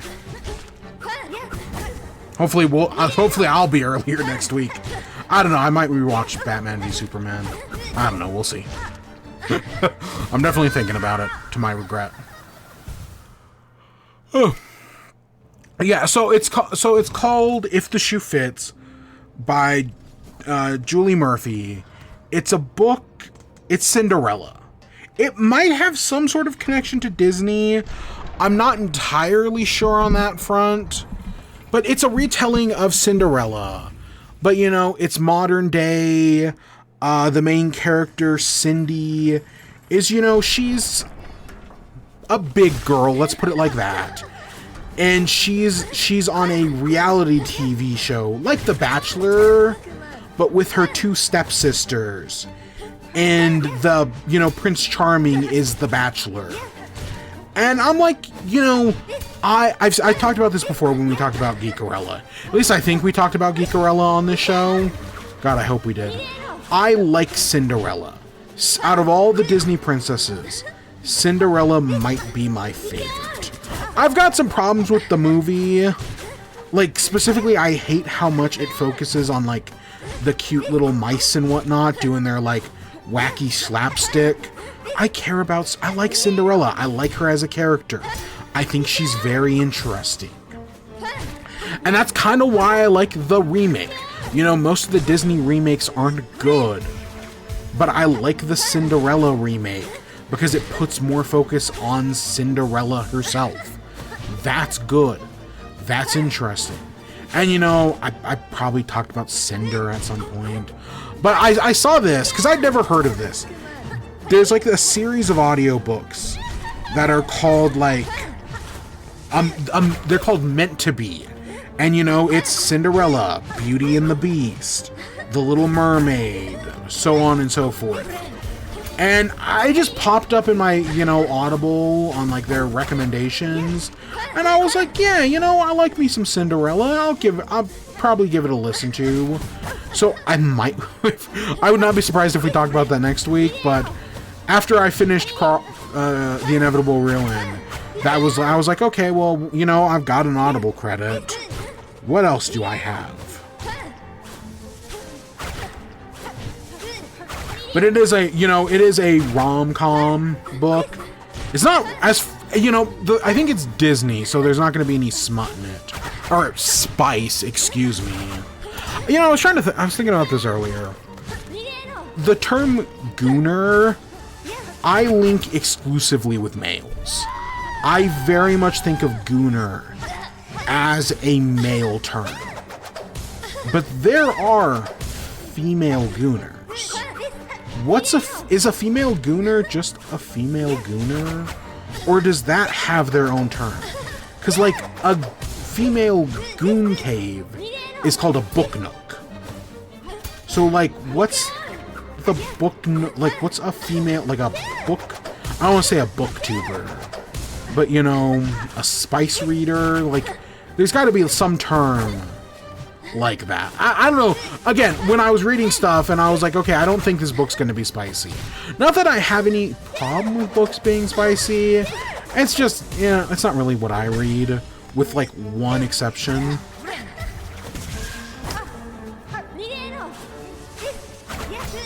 Okay, give me a second. I don't know if you're watching. This is a fantastic run we're having right now.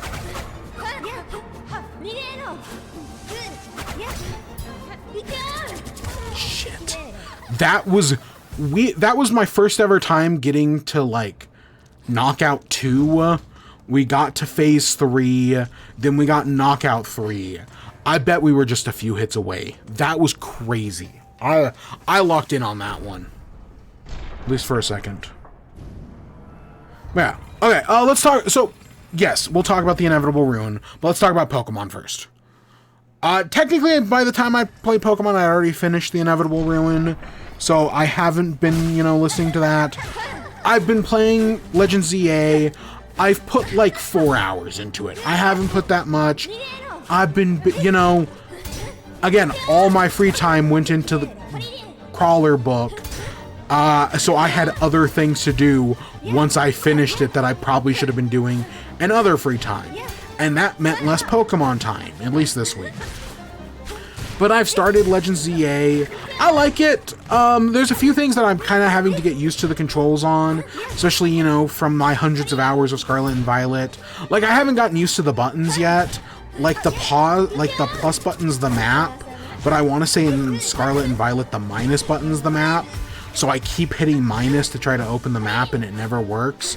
And it enters photo mode every time and that like throws me off. Some of the other controls with like the D-pad and whatnot. I have accidentally thrown Pokeballs at nothing multiple times. Because I keep trying to hit, you know, the right trigger to throw Pokemon. But that doesn't throw Pokemon. It's the up D-pad that throws out Pokemon. Luckily, they made an addition from Legends Arceus. There's an NPC in this game who goes around and collects the Pokeballs that like miss or don't hit Pokemon. Not the ones that break, just the ones that you like miss. And that's great. That's a fantastic idea. But yeah, you know, so far I'm liking it. Yes, are the graphics just okay? And are all the buildings flat? Yes.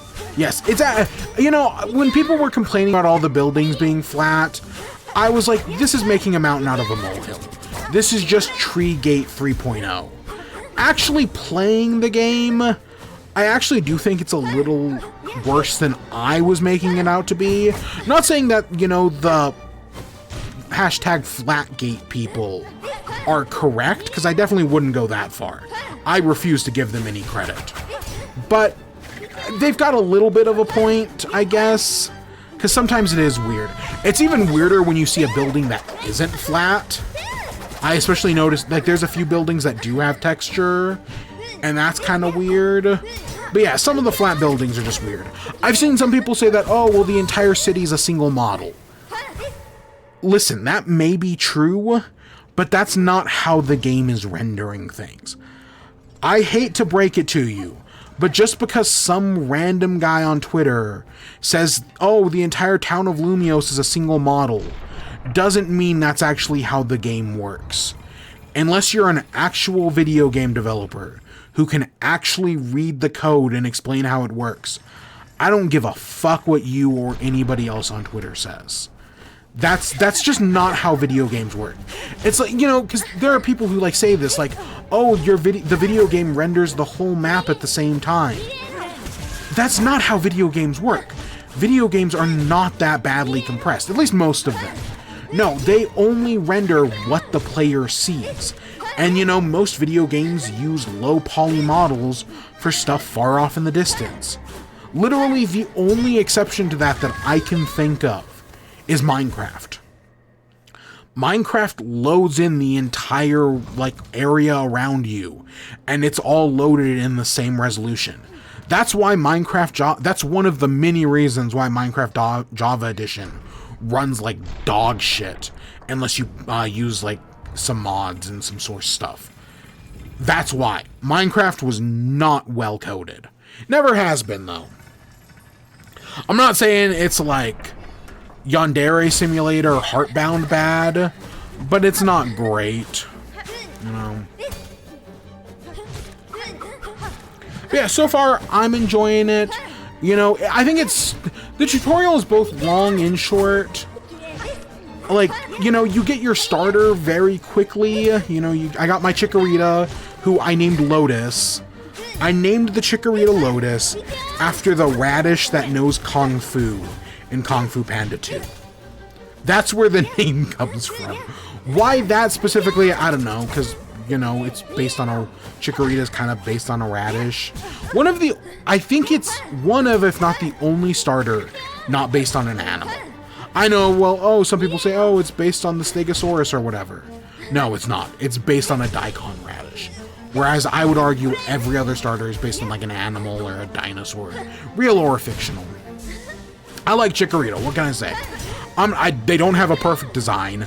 I've seen what the Mega looks like. The Mega did not save Chikorita. Or Meganium, I mean. It's the same difference. Yeah.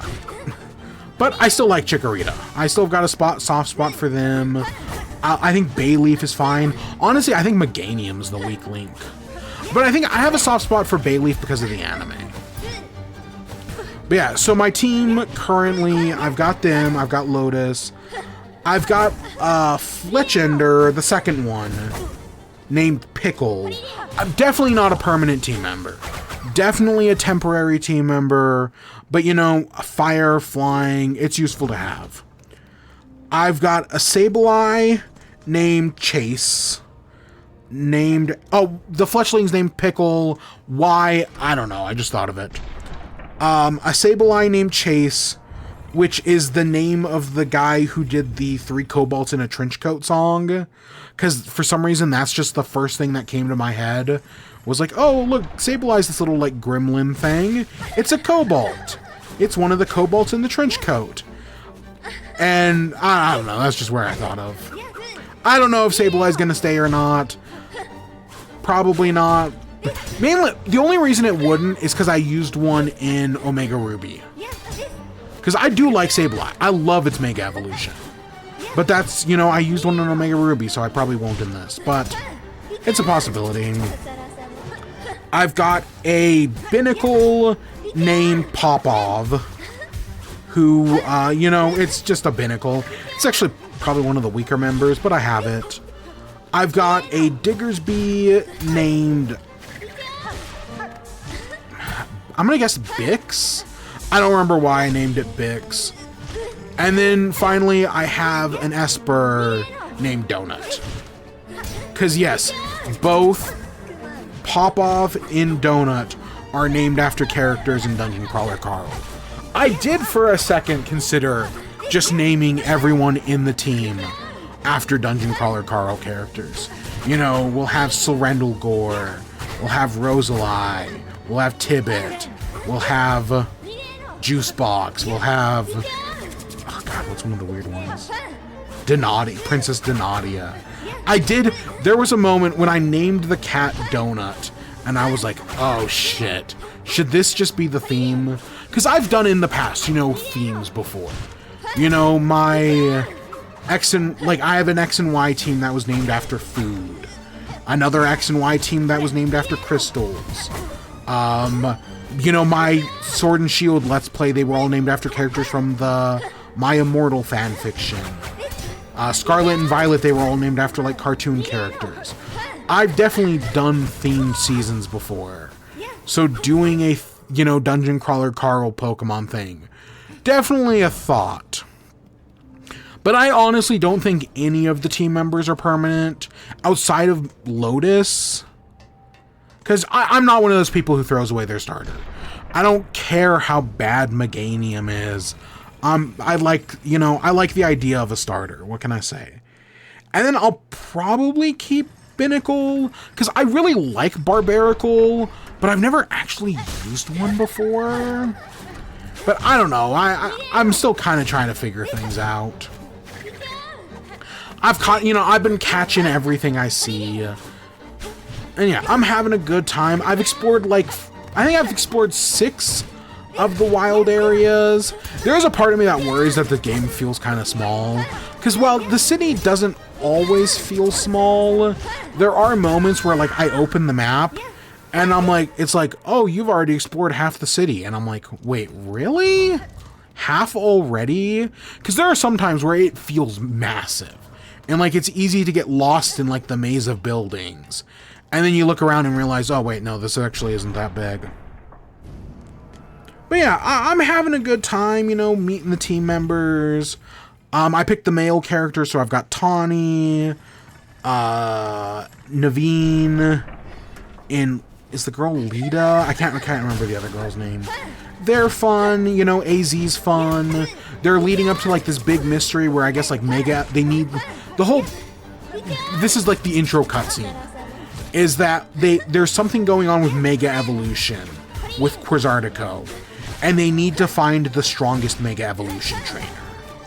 And that's, you know, that's why the ZA Royale started, was to find the strongest Mega Evolution trainer. And, you know, that's presumably going to be the player. But they keep talking about, you know, there's the Urban Redevelopment Project, which some people like and some people hate. And it kind of, sometimes it sounds like you're trying to, like, stop the redevelopment project. But then, you know, you find out Tawny knows, like, the assistant to the Quasarticle woman. I've realized I'm gonna start calling, I think it's Quasartico. It's Quasar. You know, it's named after Quasar. But I think I'm gonna call it Quasartico, because, you know, people call Rayquaza. So it's not Quasarticle, it's Quasartico. I think I'm gonna start doing that, you know, just to piss people off. Ugh. So yeah, but no, I haven't even met her yet. I haven't met the like poison guy. I've seen their headquarters, but I haven't actually met them. There's an influencer. I think there's like a VTuber who I haven't seen yet. I met Maple. Who is Mabel, who runs the Pokemon Lab, and I saw someone say that they're basically this video game's equivalent of like Bonsai Buddy, and yeah, that statement's not entirely wrong by any means. Yeah, no, I'm having a good time. I need to put more time into it. I haven't found a shiny. I know multiple people who have already found a shiny within not like 12 hours of the game coming out. Because I've heard that in this game, autosave is permanent. In Sword and Shield and Scarlet and Violet, autosave is on by default, but you're able to turn it off. Not in this game. Autosave is permanent.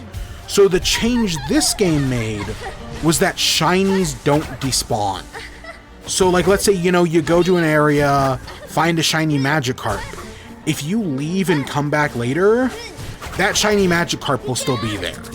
In theory, it is possible to, enter and leave an area over and over again and to have it filled with nothing but shinies. I don't know, I haven't even tried anything, but in theory that is possible. So that is very interesting. I'd hope to find one. I guess they brought back the shiny noise, because one of the weird decisions in Scarlet and Violet was that they didn't have the shiny noise from Legends Arceus, which was a great thing in Legends Arceus. And I guarantee you I've missed a shiny in Scarlet and Violet just because I didn't see it, but it spawned nearby. And in Legends Arceus, that happens way less because it makes a sound. In this game, it also does make a sound. At least from like the one clip I saw on Twitter of someone finding a shiny. Yeah. But no, so far I'm enjoying it. I got more time to put into it. I don't know how long the game's gonna be. I think I'm up to like rank W. I think that's where I'm at. Maybe I'm at rank X. I don't remember. Maybe I'm on X, but my next fight gets me to W, or maybe I'm on W and my next fight gets me to V. I don't know. Yeah, no, I'm enjoying it. I'm having a good time. A little bit of exploration, a little bit of battling. It's good. And I'm playing on Switch 2. Switch 2 version runs fine. No frame rate issues. Again, outside of the flat buildings, I think it looks fine. I honestly, they've clearly, well, yes, the Pokemon models haven't been like completely remade. They definitely look a little different. They look a little bit more polished. I left this comment on a TikTok where I was like, yes, every Pokemon game gets a little closer to being perfect. They make these little changes that get us just a ways closer. The problem is, perfection is a journey of 1,000 steps. And currently the Pokemon Company has taken like 37. So we've still got a ways to go. And that feels pretty accurate. Alright, let's talk about Man of Steel. So, Man of Steel is the 2014, 2013...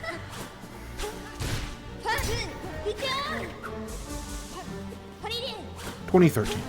So, Man of Steel is the 2013 Zack Snyder directed Superman movie. It was a movie I saw when it released. I watched it, I kind of thought it was whatever, and moved on. Admittedly, I wasn't a huge... I was a Batman kid, right? I watched Batman the Animated Series, and while I had seen some of, like, Justice League Unlimited, I was a Batman kid. I also loved Static Shock. I would later go back and rewatch Superman the Animated Series and, all of Justice League Unlimited, because I only saw some of the episodes. So I wasn't a big Superman kid. I actually didn't like Superman as a kid. I thought he was kind of boring. And that was probably true when Man of Steel came out. So I didn't really think much of Man of Steel at the time. I definitely had a higher opinion when Batman v Superman came out. By that point, I was more informed like 3 years later. And I did not like Batman v Superman. I have very complicated feelings on it. I think conceptually it's a great movie, but in execution it's awful. And it's one of those movies where when I saw Batman v Superman, it like tricked me into thinking it was good. Like, the more I think about it, the better it gets in my head. And then when I rewatch the movie, I realize, oh no, this is hot garbage. I fucking hate this. And that's kind of, you know, that's happened twice now, actually. You know, fool me once, shame on you. Fool me twice, shame on me. Right, I kind of said the last time I watched Batman v Superman, I was never going to again. Because I've learned my lesson, it's a bad movie. I might watch Batman v Superman again. But I bring all that up because I haven't seen Man of Steel since Batman v Superman came out. I probably watched Batman v Superman, I think came out in like March 2015, 2016. I think I watched it right before it came out. I haven't seen the movie in 10 years. I didn't have very high opinions on it. I know I'd heard a lot over the years, you know, especially later on when like the Snyderverse stuff happened, but I never thought very fondly of it. But I've been meaning to rewatch it because, you know, we did all the other Superman movies. And yeah, I still kind of hate it. Like, it's definitely, my complaints are definitely like more like legitimized now that I've seen it. They're more like concrete. Whereas before, because I hadn't seen the movie in 10 years, they were a little bit more abstract. The movie's a mess. There are certain things in Batman v Super... there are certain things in Man of... I cannot get this right. There are certain things in Man of Steel that I'm willing to forgive. That I'm willing to be like, okay, you know, this is bad, but it's not the worst thing ever. A lot of, you know, the Lois Lane stuff, him and Lois and Clark having no chemistry. Some of the weird parenting decisions. Some of the Zod stuff and the World Engine. I'm willing to give some of that. But some of it, I think, is unforgivable. Some of it's fucking awful. I don't think the movie is well written at all. It is grimdark. It very much relies on its Jesus allegory, which is not a... which I get where they're coming from. But Superman's a Moses allegory. And they clearly forgot that. And there's just some weird decisions, you know, and the acting, the directing. I'll be honest, I do have some positives. I think, I'll say this about Batman v Superman as well. It has amazing cinematography. Whoever Zack Snyder has as their head of cinematography does an amazing job. Because Man of Steel has some truly beautiful shots in it. I think the CGI is fine for the most part. I think the sound design is fantastic. The score is pretty good. I've got some positives, but I think the movie is just kind of a mess. It, you know, there are parts of it where it's like, okay, this is clearly trying to be, you know, the Richard Donner Superman. Because we've talked about, I think we talked about this. In the Richard Donner Superman, Donner described it as a movie in 3 acts. The first act is on Krypton, the second act is on Kansas, and the third act is in Metropolis. This movie starts off similar. The first act of this movie is on Krypton. We set up General Zod, we set up Clark going to space. It very much reminds me of the Donner movie. Honestly, just judging by the vibe of the opening Krypton stuff, I would have had some higher expectations.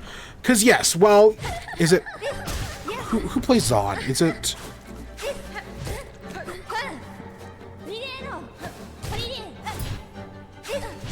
Michael Shannon. Okay. I would have gotten that wrong. I would have said Michael Ironside. And I was like, that's wrong. Michael Shannon, you know, they have some weird acting choices in that opening. But I think overall, it is a solid opening. Sure, does it kind of remind me of like knockoff Dune sci-fi bullshit? Yes, penis ships included. But I think it's a solid opening overall. And then from there, when you get to Earth, you get the Kansas stuff. Interspliced with, you know, Clark being a hero, you know, saving some people. He's, you know, out on his own, you know, he's working at a diner, he's working on a fishing boat, but whenever people need help, he steps in, and that forces him to move on to the next place. In some ways, I would say it reminds me of like Superman Birthright, because I kind of feel like Superman Birthright kind of starts like that, with Clark kind of like exploring the globe before he decides to become Superman and, you know, go to Metropolis. Admittedly, this has none of the Lex Luthor stuff. I would say that is an influence on the movie, but I don't know if Zack Snyder has ever read Superman Birthright, because Zack Snyder very much feels like a guy who has only read The Dark Knight Returns. He's never read a Superman comic, and he's only ever read that Batman comic. He kind of... Zack Snyder reminds me of one of those guys, you know, one of the Snyder bros, where he loves to talk about comics, but he's never actually read comics, so he has no idea what the fuck he's talking about. Even though, again, I hear he's a lovely person. Like, actually, like, Zack Snyder is a great person. I just, when it comes to comic books, I disagree with him on every level. And I am in no way an expert. There are over 1,000 Action comics. And I've read, I don't know, like a few dozen of them. And most Superman books I've read are not the mainline ones. So yeah, I'm no expert. I think of, we're going to talk about the Escape podcast twice now. The first time is in a recent episode, they had Nikhil Clayton on. And he mentioned something about like, oh, you know, you claim to hate the Mandarin from Iron Man 3. Name a single Mandarin comic you've read. And you know what? Fair point. You know, saying the Mandarin's a bad adaptation. Nobody gives a shit about the Mandarin. And there's a part of me that kind of feels that way about Schneider Bros, where it's like, you know, they claim to love Zack Schneider's Superman, and that they think, you know, James Gunn is a bad interpretation of the character. But they can't name a single Superman comic they've read. I don't want to make this about the Schneider Bros. This is like the only time I'm going to mention it. The Schneider Bros are fucking idiots. They're obsessed with something that died a long time ago. It very much feels like a part of the alt-right pipeline. It's so fucking stupid. But, you know, some people just won't let it die. Sometimes you just gotta kill it if you have to.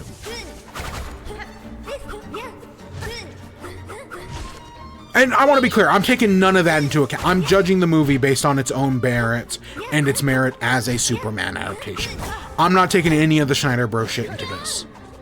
But yeah, so the second part, you know, when you see, you know, he's on the fishing boat, he's working at the diner, and then that's spliced with Clark as a kid, you know, growing up in Kansas, saving a bus of school children, his dad telling him that maybe he should have let those school children die. That's not the bad moment. Yes, do I think Pa Kent should have not told him that maybe those school children should die? Yes. But at least he says maybe. If he had said yes, they should have, no, this would be completely fucked. But even, you know, the Donner Superman has this moment where he falters and kind of calls Clark a god. And he clearly regrets it in the moment. And this movie does the same thing. You know, he doesn't have all the answers. Pa Kent saying that maybe they should have died, I will give that sin in this movie. The other sin with Pa Kent, I will not forgive. Let's just continue on. Oh, but I think the casting is great for them. I hate Kevin Conroy's... The writing they give for him in this movie as Pa Kent, fucking awful. Terribly written. I think he's a good actor for the role.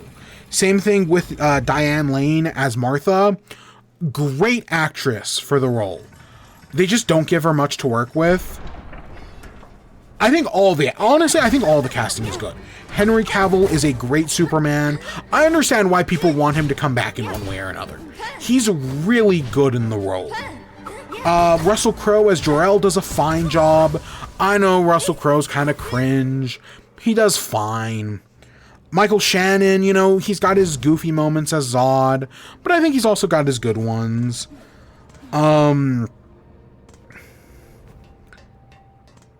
Whoever's Lois Lane, who's Lois Lane in this? Amy. Why is fucking Amy? It's Amy Adams, right? Why are they not like the first person listed?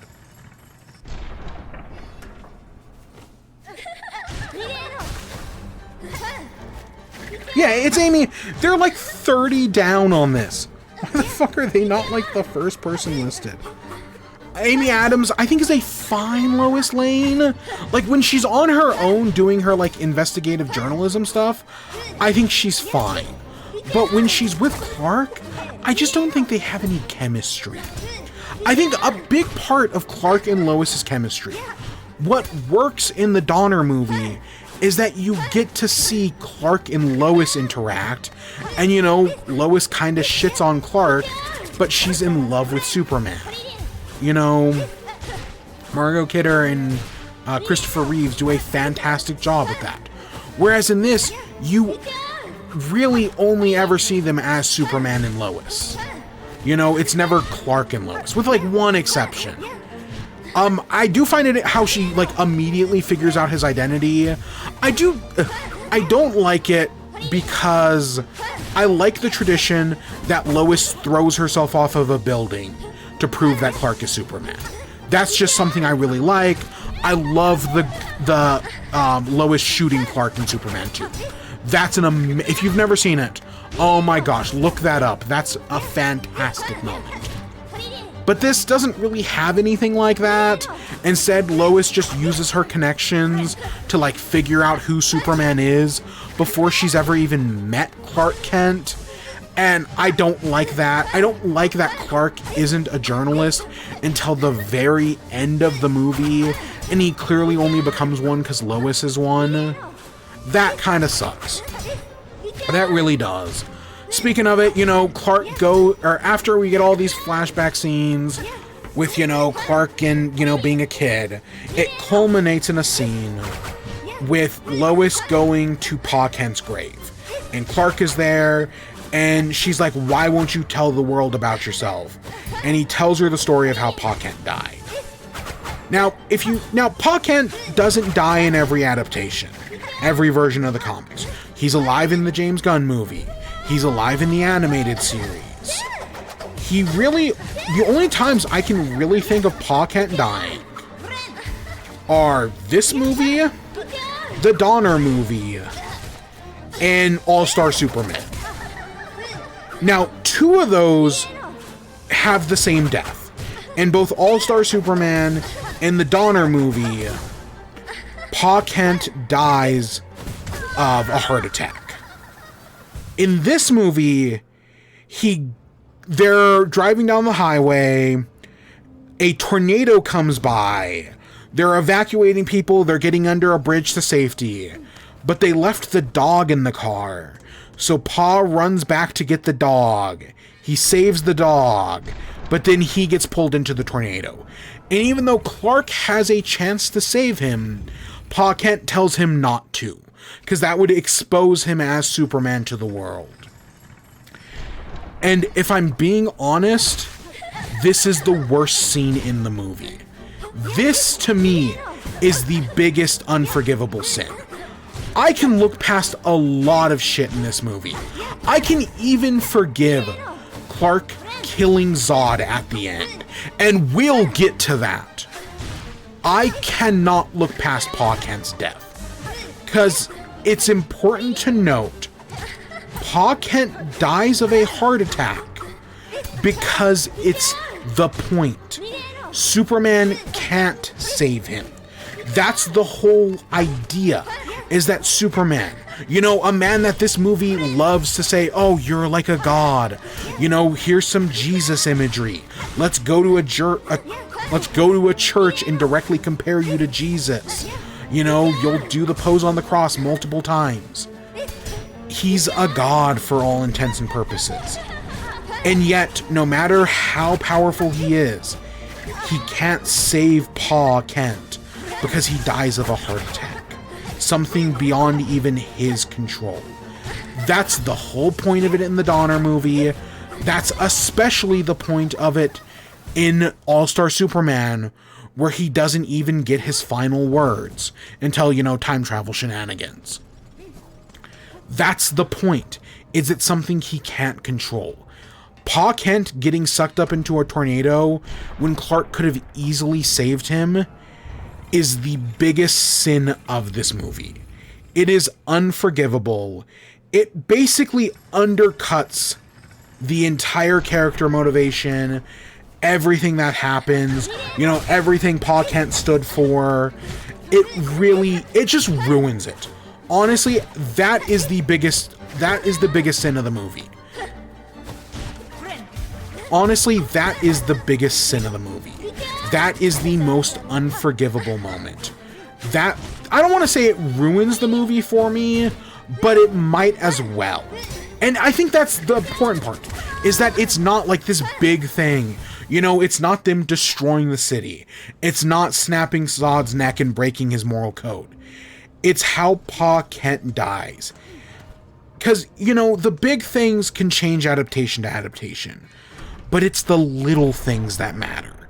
And that's where this movie's unforgivable sins are. In all the little things that Zack Snyder doesn't give a shit about, because he doesn't read comics, he doesn't understand the characters he's talking about, and he just wants to see cities get destroyed. And clear, like, he got a lot of shit for that, and we'll talk about it. But oh my god, that scene still pisses me off. I do not, it's just as bad as I remember. Like, I'll be honest, that's one of those things that, like, the more I learned about Superman, the more I hate that scene. And I knew it was going to be bad going into this, and it was even kind of worse than I thought it was going to be. It's fucking awful. That is this movie's biggest unforgivable sin. After that, you know, General Zod shows up. He wants Superman. He takes Lois as well for some reason, even though that ends up being his downfall. They go into Superman's mind. Zod shows him the room with all the skulls and is like, oh, well, now that you've seen my room with all the skulls, that I'm going to kill all the humans, you'll definitely join me. It's just dumb. I get it, but it's dumb. After that, you know, we have the fight in Kansas, which, okay, so part of it that's established early on is that the reason Zod takes Lois, the government, you know, kidnaps her, is because she knows Superman's secret identity. And yet, everything Zod does in this movie very clearly tells them, oh, hey, guess what? The government can track Zod's spaceship. They know it's going to Kansas. They know where it's set down in Smallville. 1-in-1, the government can easily figure out Superman's secret identity. And they don't. The movie ends with them trying to figure it out. And Clark saying, like, hey, you know, you've got to have faith in me, because I'll have faith in you. Like, no wonder in the sequel Lex immediately figures out who Clark is. Like, no shit. This is like, you know how people criticize the Tom Holland Spider-Man movies for him being bad at hiding his secret identity? I think this is even worse than those. This is pretty egregious. But we get the Smallville fight. The product placement in this fight scene is awful. Everybody knows this. That's a lot, admittedly, a lot of what I'm saying. Like, you know, there are people who have made like 10-hour reviews of this movie. I'm not saying anything new here. But yeah, the product placement, you know, 7-Eleven, U-Haul, IHOP. Oh my gosh, they mention IHOP like 4 times in this movie. Sears, oh my god. The product placement's a mess. And like, you know, listen, product placement isn't always terrible. Product placement can be fine. It can even be good. Again, I'm a defender of Pikmin 2, so I'm not exactly one to talk. But this is just bad.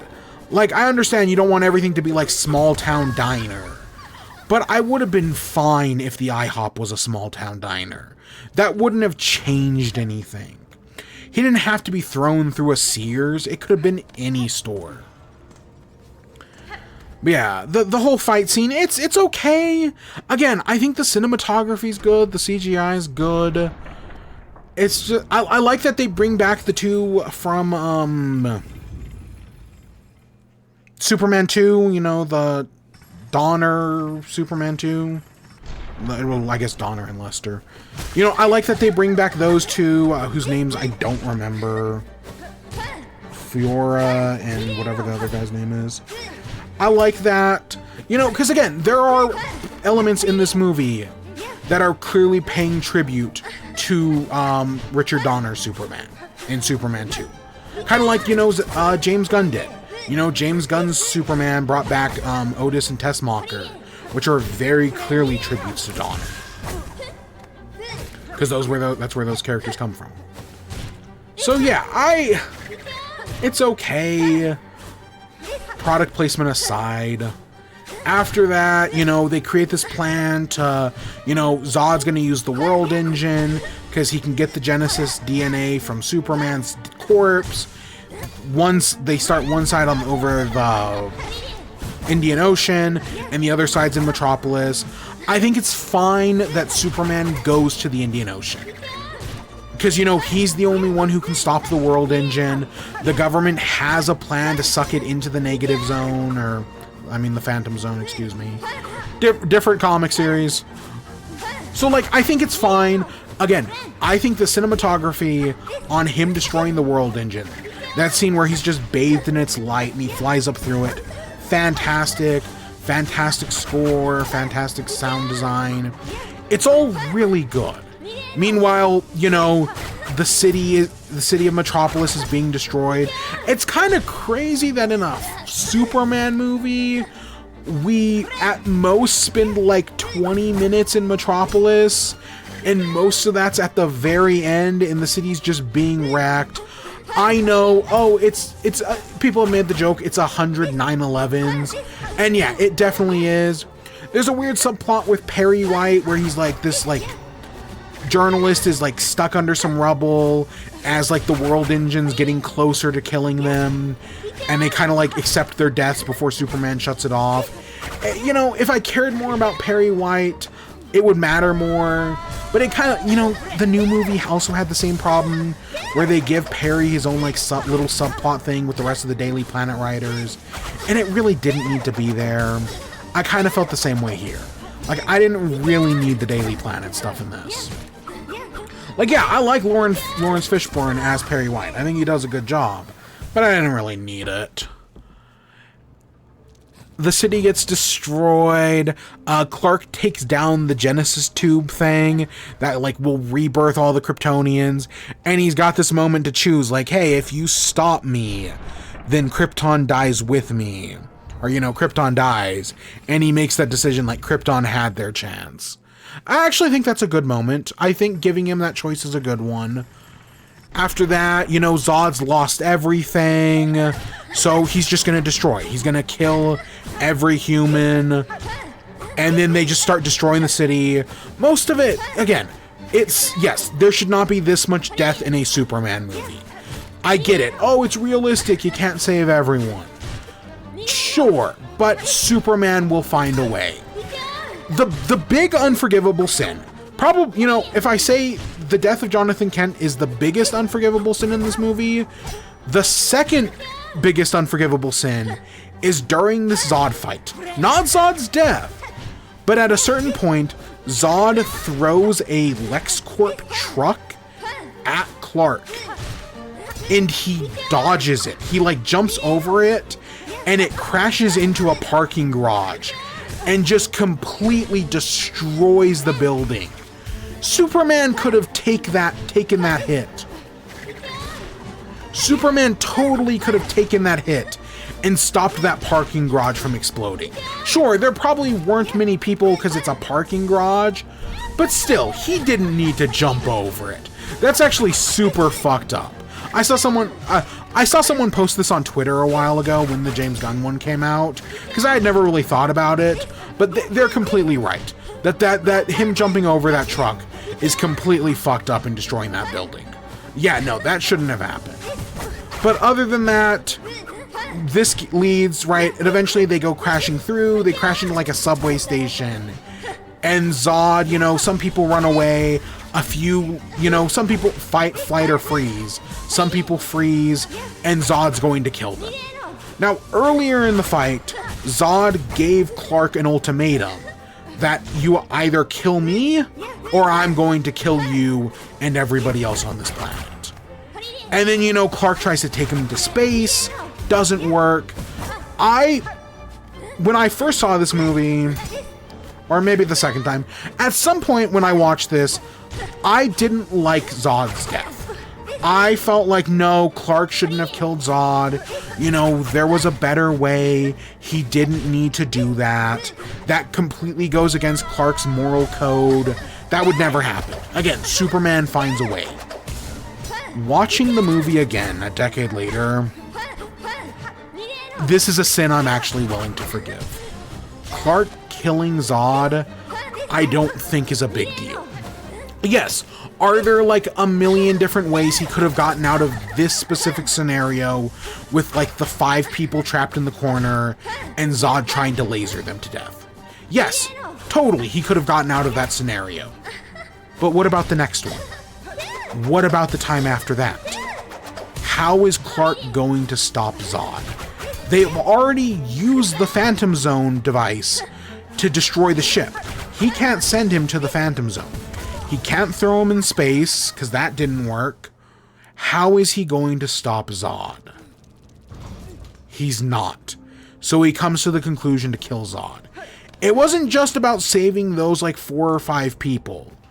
It's about saving everybody who comes next. That even if he saves those few, what about the hundreds, thousands, millions that will come after that? I get it. I get it. I don't agree with it, but I get it. If I do rewatch Batman v Superman, we'll talk about the Martha scene. I have never had a problem with the Martha scene. I think people blow the Martha scene way out of proportion, and I kind of now feel the same way about Superman killing Zod here. Yeah, it's bad. It shouldn't have happened. But I don't actually have a problem with it. If this was a better written movie, I don't think anyone would have complained. The problem is, this isn't a well-written movie. So it's one of, you know, the many problems with it. Where in a better movie, this would have been, you know, a real moral conundrum that would have had, like, actual weight and stakes that I gave a shit about. But that's just not this movie. There was someone on TikTok a while ago asked the question, is there a line that you don't think a character should cross? Is there like something a character could do that you think is unforgivable? They were probably talking specifically about comics. And I remember leaving a comment along the lines that in a well-written story, there is no line that I don't think can be crossed. Yeah, you know, I don't like Batman and Superman killing. I don't like Wonder Woman killing either. But in a well-written story, I'd actually be fine with all 3 of them killing. Wonder Woman does it the most often, and also most of those aren't well-written either. Looking at you, Maxwell Lord. But in a well-written story, I'd have no problem with Superman killing Zod. In a well-written story, I'd have no problem with Batman killing the Joker to get revenge for Jason Todd's death. If it was well written. And the problem is this movie just isn't. So I have a problem with it. Even though I'm mostly willing to look past it. And then, you know, afterwards he like cries. And I know like, that's all he does. You know, he doesn't even help clean up the city or anything like that. To be fair, I think that's more of a problem with the next movie. I actually think it's fine because, you know, now he is the last Kryptonian. He's killed Zod. The other Kryptonians are in the Phantom Zone. He destroyed the Genesis Chamber. Yeah, he is now officially the last Kryptonian. I actually don't have a problem with him crying.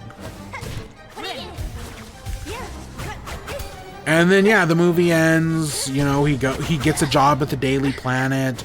Of course, Lois knows who he is. They'll be dating in Batman v Superman. I don't think it's a big deal. They kiss at some point as well. Again, they just don't have good chemistry. We're a ways away from the Andrew Garfield Spider-Mans. Like those Emma Watson, Emma Stone, and Andrew Garfield have perfect chemistry in those movies. This is the exact opposite. And yeah, I don't think it's a good movie. I really don't. I don't think it's far from the worst movie I've ever seen. I'll say that. It's probably not even the worst movie in the Snyderverse. I don't even think it makes like bottom 3. But I don't think it's that good. If I had, we've been given, I think I've been given a score to all of these. I'd probably give it like a 5. Like, it could be better, but it also could be worse. They're fucking David Ayer's Suicide Squad, Black Adam, Wonder Woman 1984, all worse than this movie. I'd watch this again over any of those 3 I just described. So yeah, that's Man of Steel. Maybe I'll do Batman v Superman, maybe I won't. Again, I've been tricked before into thinking it's a good movie. But okay, I'm gonna regret this. But I went into The Dark Knight Rises being like, I'm not gonna like this movie. I'm not gonna have a good time. And genuinely enjoyed myself. And actually think a lot more fondly of that movie. Maybe if I watch Batman v Superman for a 3rd time, or I guess it'd be a 4th, I might trick myself into once again being like, no, this is actually a decent movie. Like, maybe past me was both right and wrong. That, it was actually a good movie and I've been wrong about it. That, in hindsight, I can look upon it more fondly. Because that's another thing. In one of recent episode of the Escape Pod, they had Danny Mott on. And Danny talked about how, hey, now that we have a good Superman movie with James Gunn's movie, can we look back at Man of Steel and view it more fondly as like an Elseworlds tale? Because now that we have the good, we can look more fondly on the bad. Because that's kind of how I feel about The Dark Knight Returns, is that, or Dark Knight Rises, I mean. Is that, yeah, sure, Dark Knight Rises is not good, but I can look back on that a little bit more fondly. I don't know if I can say the same for this. I don't think I can look at this movie fondly. I really did try to be like, okay, this is just an interpretation. This is an Elseworlds thing. Because I was definitely thinking about that while watching it. And I think the problem is that it's just not a good movie.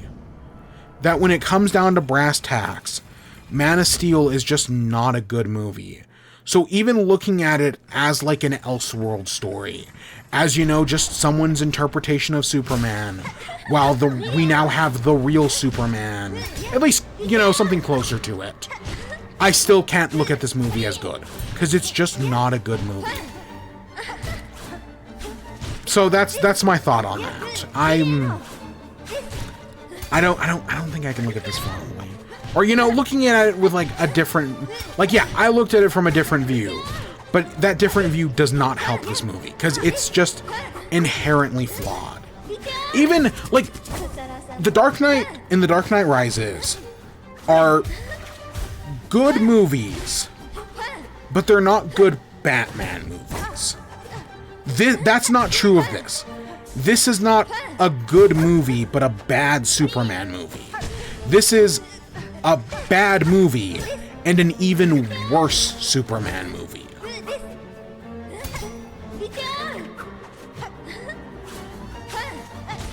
I think I'll just end on that. All right, let's talk about the inevitable ruin. Because, oh god, somehow we went for over 2 hours.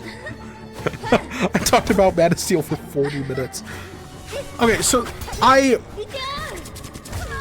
while reading The Bedlam Bride, I had the realization, and I've thought about this before, that, maybe I should have been taking notes. While reading these Dungeon Crawler Carl books, I probably should have been taking like some kind of notes on like what's going on, what we're doing, just so that way, you know, I remember important details, I remember character names, but I never did. And then I kind of realized I'd fucked up while I was reading The Bedlam Bride. Because there's a moment, basically, where the AI takes control and creates, like, this Hydra with all of Carl's, like, dead family members and, like, people he knows, except for his dad. And when this AI gives this whole speech about, like, macro AIs, and I was like, I really should be writing this down.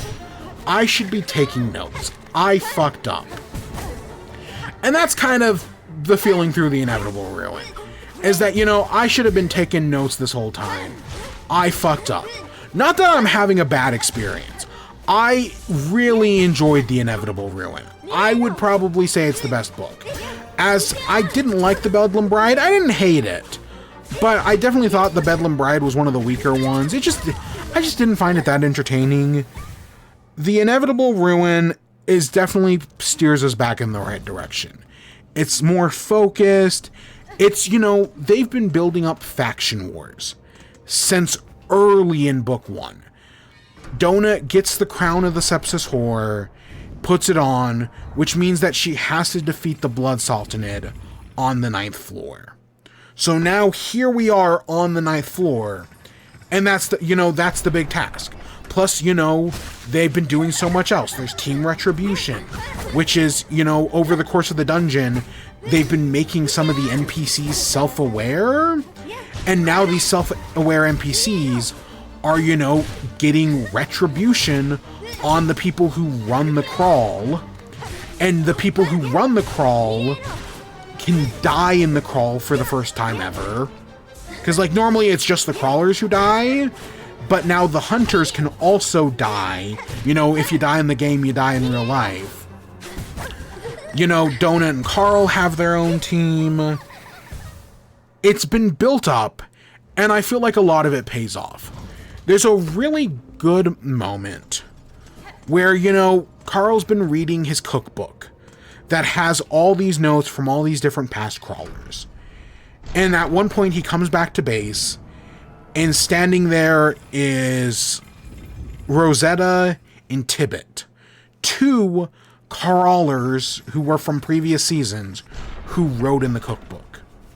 And that was such a fantastic moment to be like, you know, they talk about it for years. You know, Tibbet was the 2nd person to ever use the cookbook. And after years of work, finally, they're bringing the crawl to the end.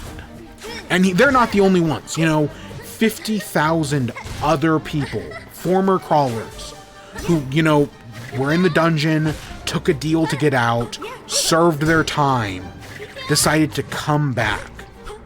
Such a statement. That's fantastic. They get into the, you know, part of it is like, okay, you know, we're going to do all this cool stuff, all these battle plans, but you got to remember, this is also war. There are elements of like, oh, this is, you know, a war story, and nobody comes out of a war story, you know, with good. Nobody comes out of a war story on good terms. War is hell. And I love that Mordecai tries to teach that to the kids, and instead they just think war is cool after watching, like, Band of Brothers. But no, so many things that have been set up for so many books. And this is not the last... I mentioned last week that I was kind of getting the feeling like we're coming towards the end here. Because one of the things this book does is it goes through the first 10 authors of the cookbook. Well, okay, it doesn't go over number 1, but it goes 2, 3, 4, 5, 6, 7, 8, 9, 10. I thought I miscounted them. So it goes through the authors of the cookbook. And, you know, we get to learn some of their backstories, how some of them died. And that's really good. That's all really interesting. We only go through the first 10, though. Carl is author 25. So, you know, we still got a few books left in us. But I definitely think we're getting close to the end. I guess full spoilers for this book ahead.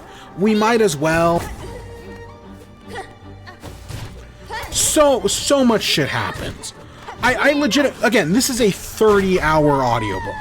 I couldn't even begin to to talk about this. And we're probably only going to talk about this for like another like 5 to 10 minutes. Basically, a lot of big revelations happen.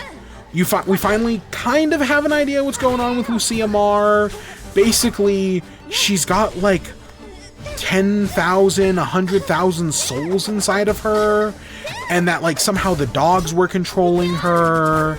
But you know, she's also killed like 200 people, including like her, not receptionist, her marketer. I can't remember the name of it. You know, we're kind of starting to get an idea of how fucked up Lucia Mar is.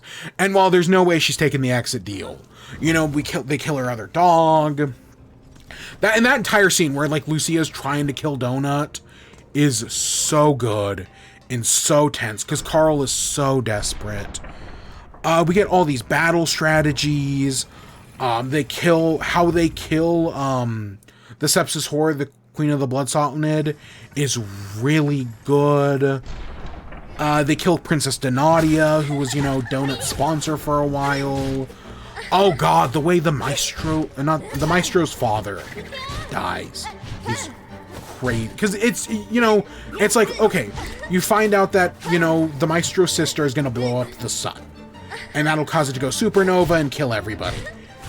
And then, boom, immediately after they, like, tried to, not broker peace, but, you know, end on those terms, he immediately gets killed. They steal all of his money.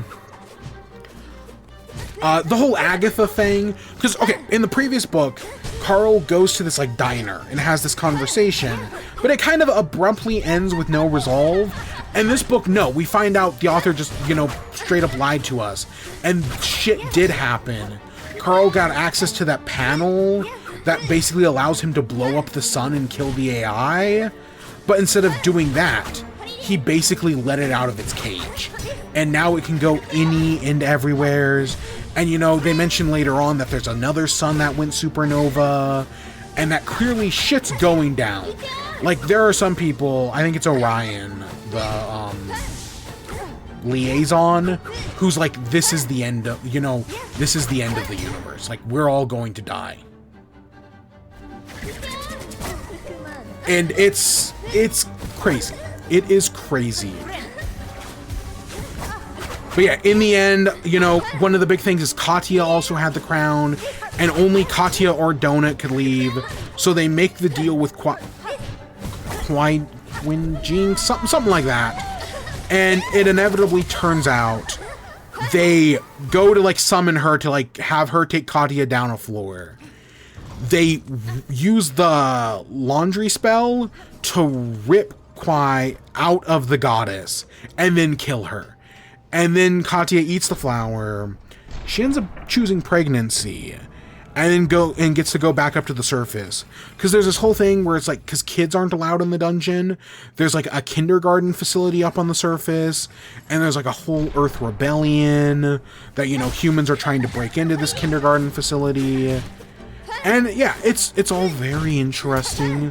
See, the thing is, for everything the book tells us, there's a whole other plot going on. There's basically two.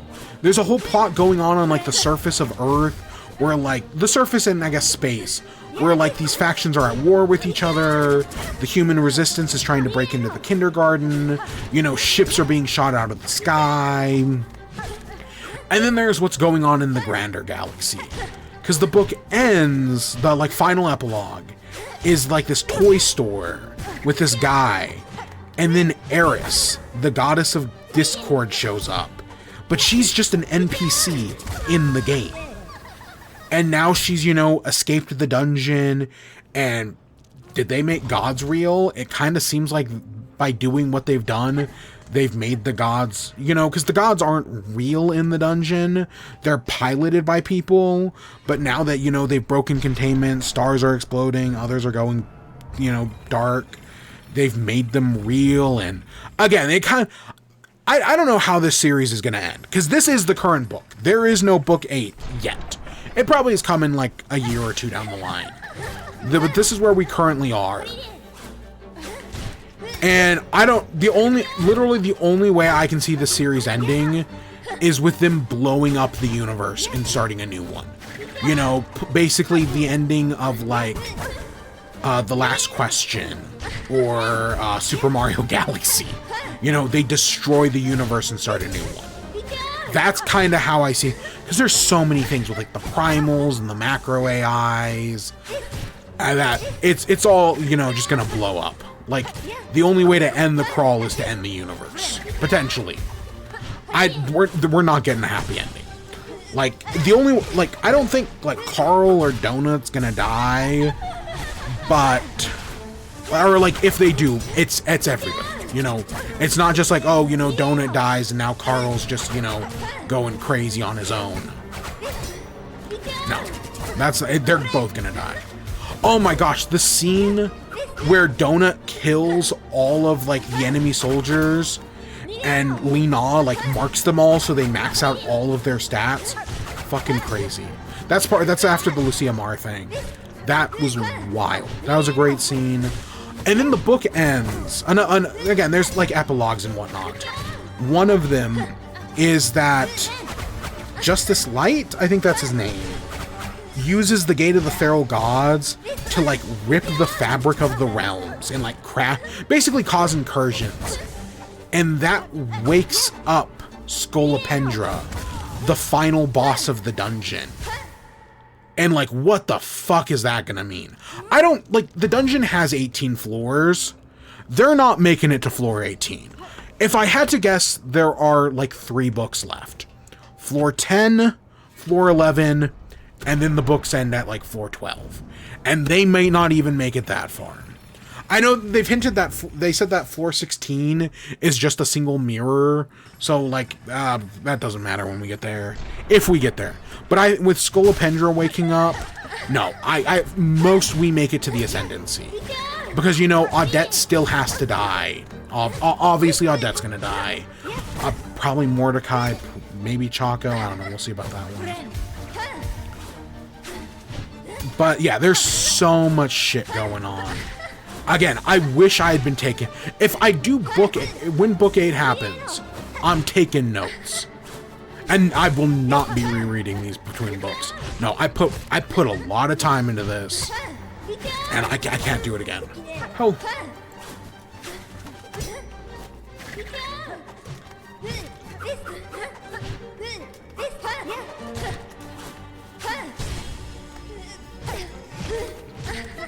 Let's see, how long are all the books together?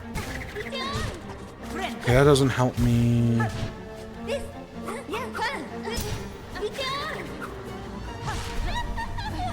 Really? It was 100 chapters?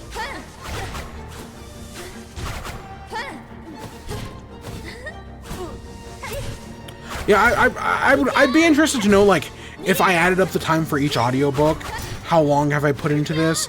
It's probably close to 100 hours. You know, it's no One Piece, but it's still probably like a third of a One Piece. You know, a third of a Pokemon anime.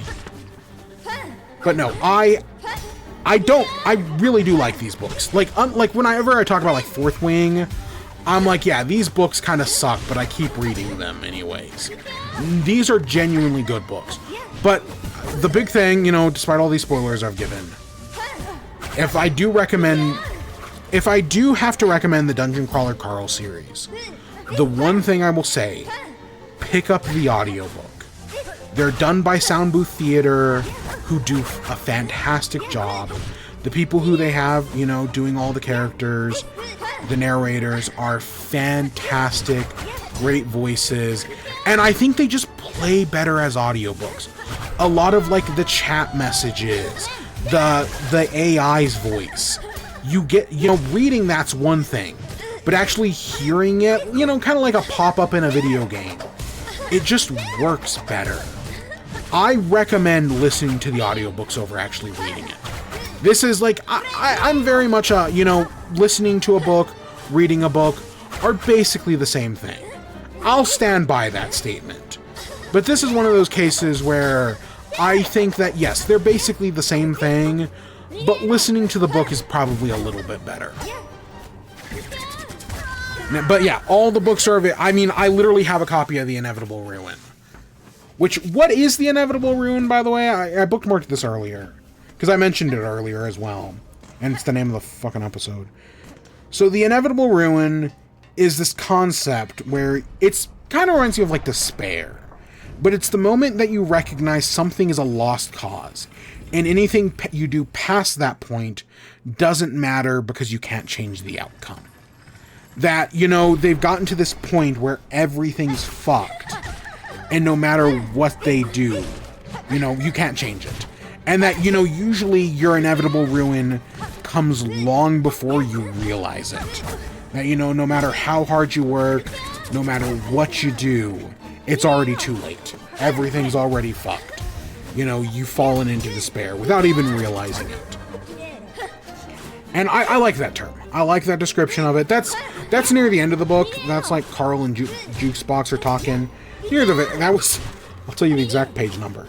That was page 799.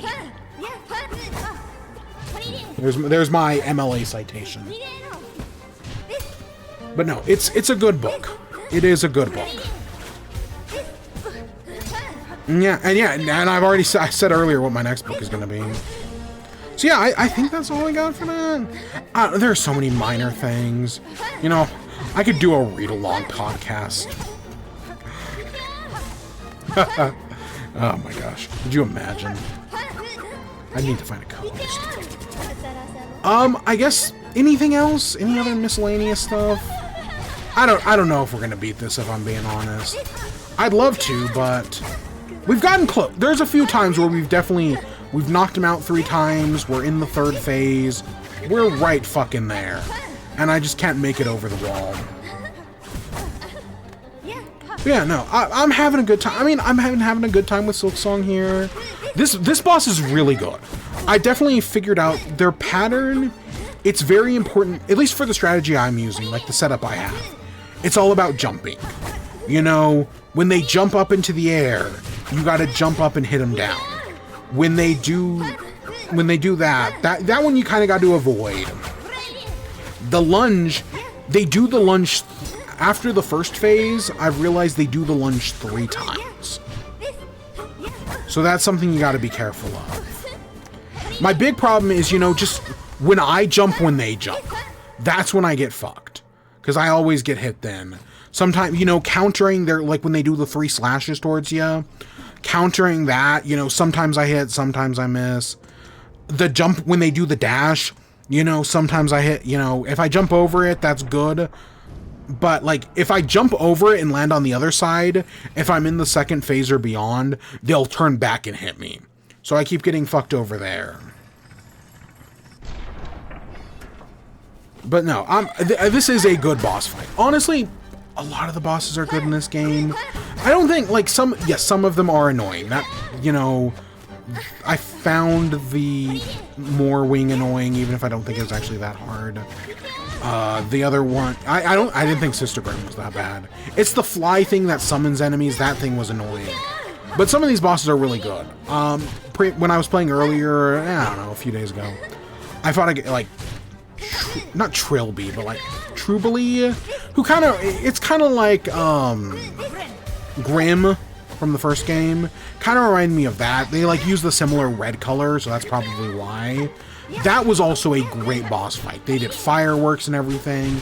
And this one here on, you know, Final Destination.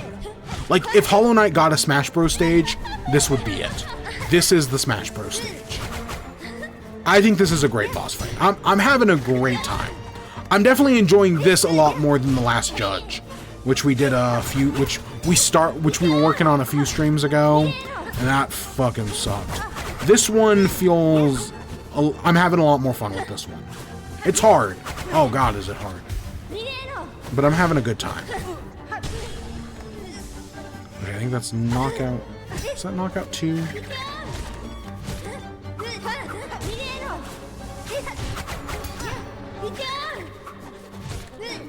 The counters are weird. I think for the counter, the best thing is to like jump over it and hope that you're either on top of them when they do the lunge, or if they do the dash down, you're still, you know, you've gained enough height that you don't have to worry about it. Like that.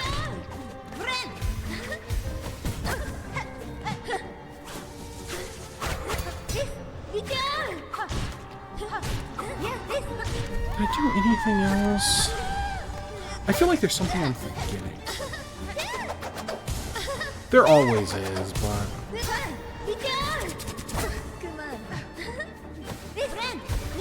I don't know. I know coming up in the future, we're going to be... I know I said last week we were going to do Kirby's Epic Yarn.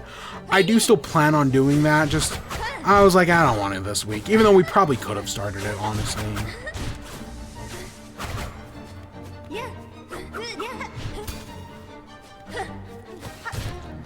What else? I don't know. I'm sure there's something else. Haven't been doing anything else. Any YouTube recommendations? Actually, let me think about that. What have I been YouTubing recently? Oh gosh. I know I've talked about Legends of Adventurous, but for some reason, I've had the Alexander Hamilton, where there's so many perverts in your mansion. It's a penis. Did you spit it out? No. I had that stuck in my head. There we go. Fuck. That was a great fight. That was a great fight. Oh, Yog Labs came back? Oh, fuck yeah. Yog Labs came back. Haven't watched it, but I saw it did.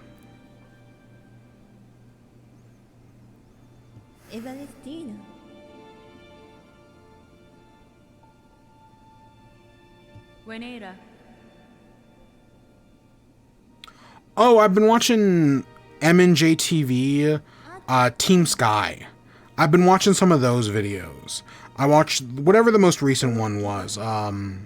Sword and Shield. Pretty enjoyable. I got into I'd never heard of M&J TV. I probably had actually heard of them before, but I'd never watched any of their stuff. It's some pretty good stuff. They're pretty enjoyable. Them in PM7. And yeah, the Team Sky stuff, it's been okay. There's some enjoyable stuff in there.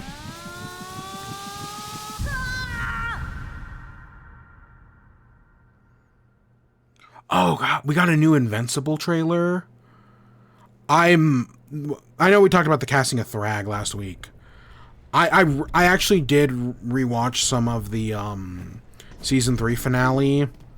That is still so good. The season 3 finale is so well done. It's one of the highest rated episodes of television for a reason. And I'm very excited for season 4. Because season 4, we're going to have Thrag. I'm pretty sure we're going to have Dinosaurus. I think that's a season 4 thing.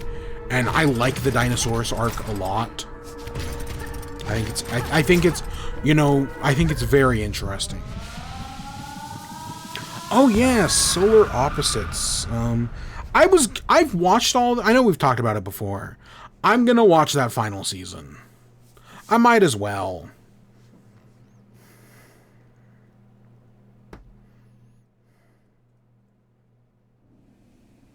I'm surprised that's not Act 3. I for sure thought that was the end of Act 2. Because I want to say we did something similar at the end of Act 1. Alright, we're just going to go find a bench and then we're going to end off. So I guess that takes us to the outro. So what's coming up in the future? I don't know. I think I'm going to do... I'm either going to do Kirby's Epic Yarn, or I'm going to do the Mario Galaxy Green Stars. Maybe I'll put a few weeks between, having done the Galaxy games too much. The Cradle. Do I want to... Now, let's go back. Let's go see if there's a room.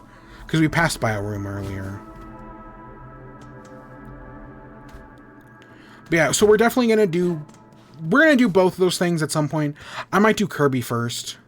I feel like Kirby's probably going to be less time. Oh! Wait, this is where the... Crazy. I'd been here before.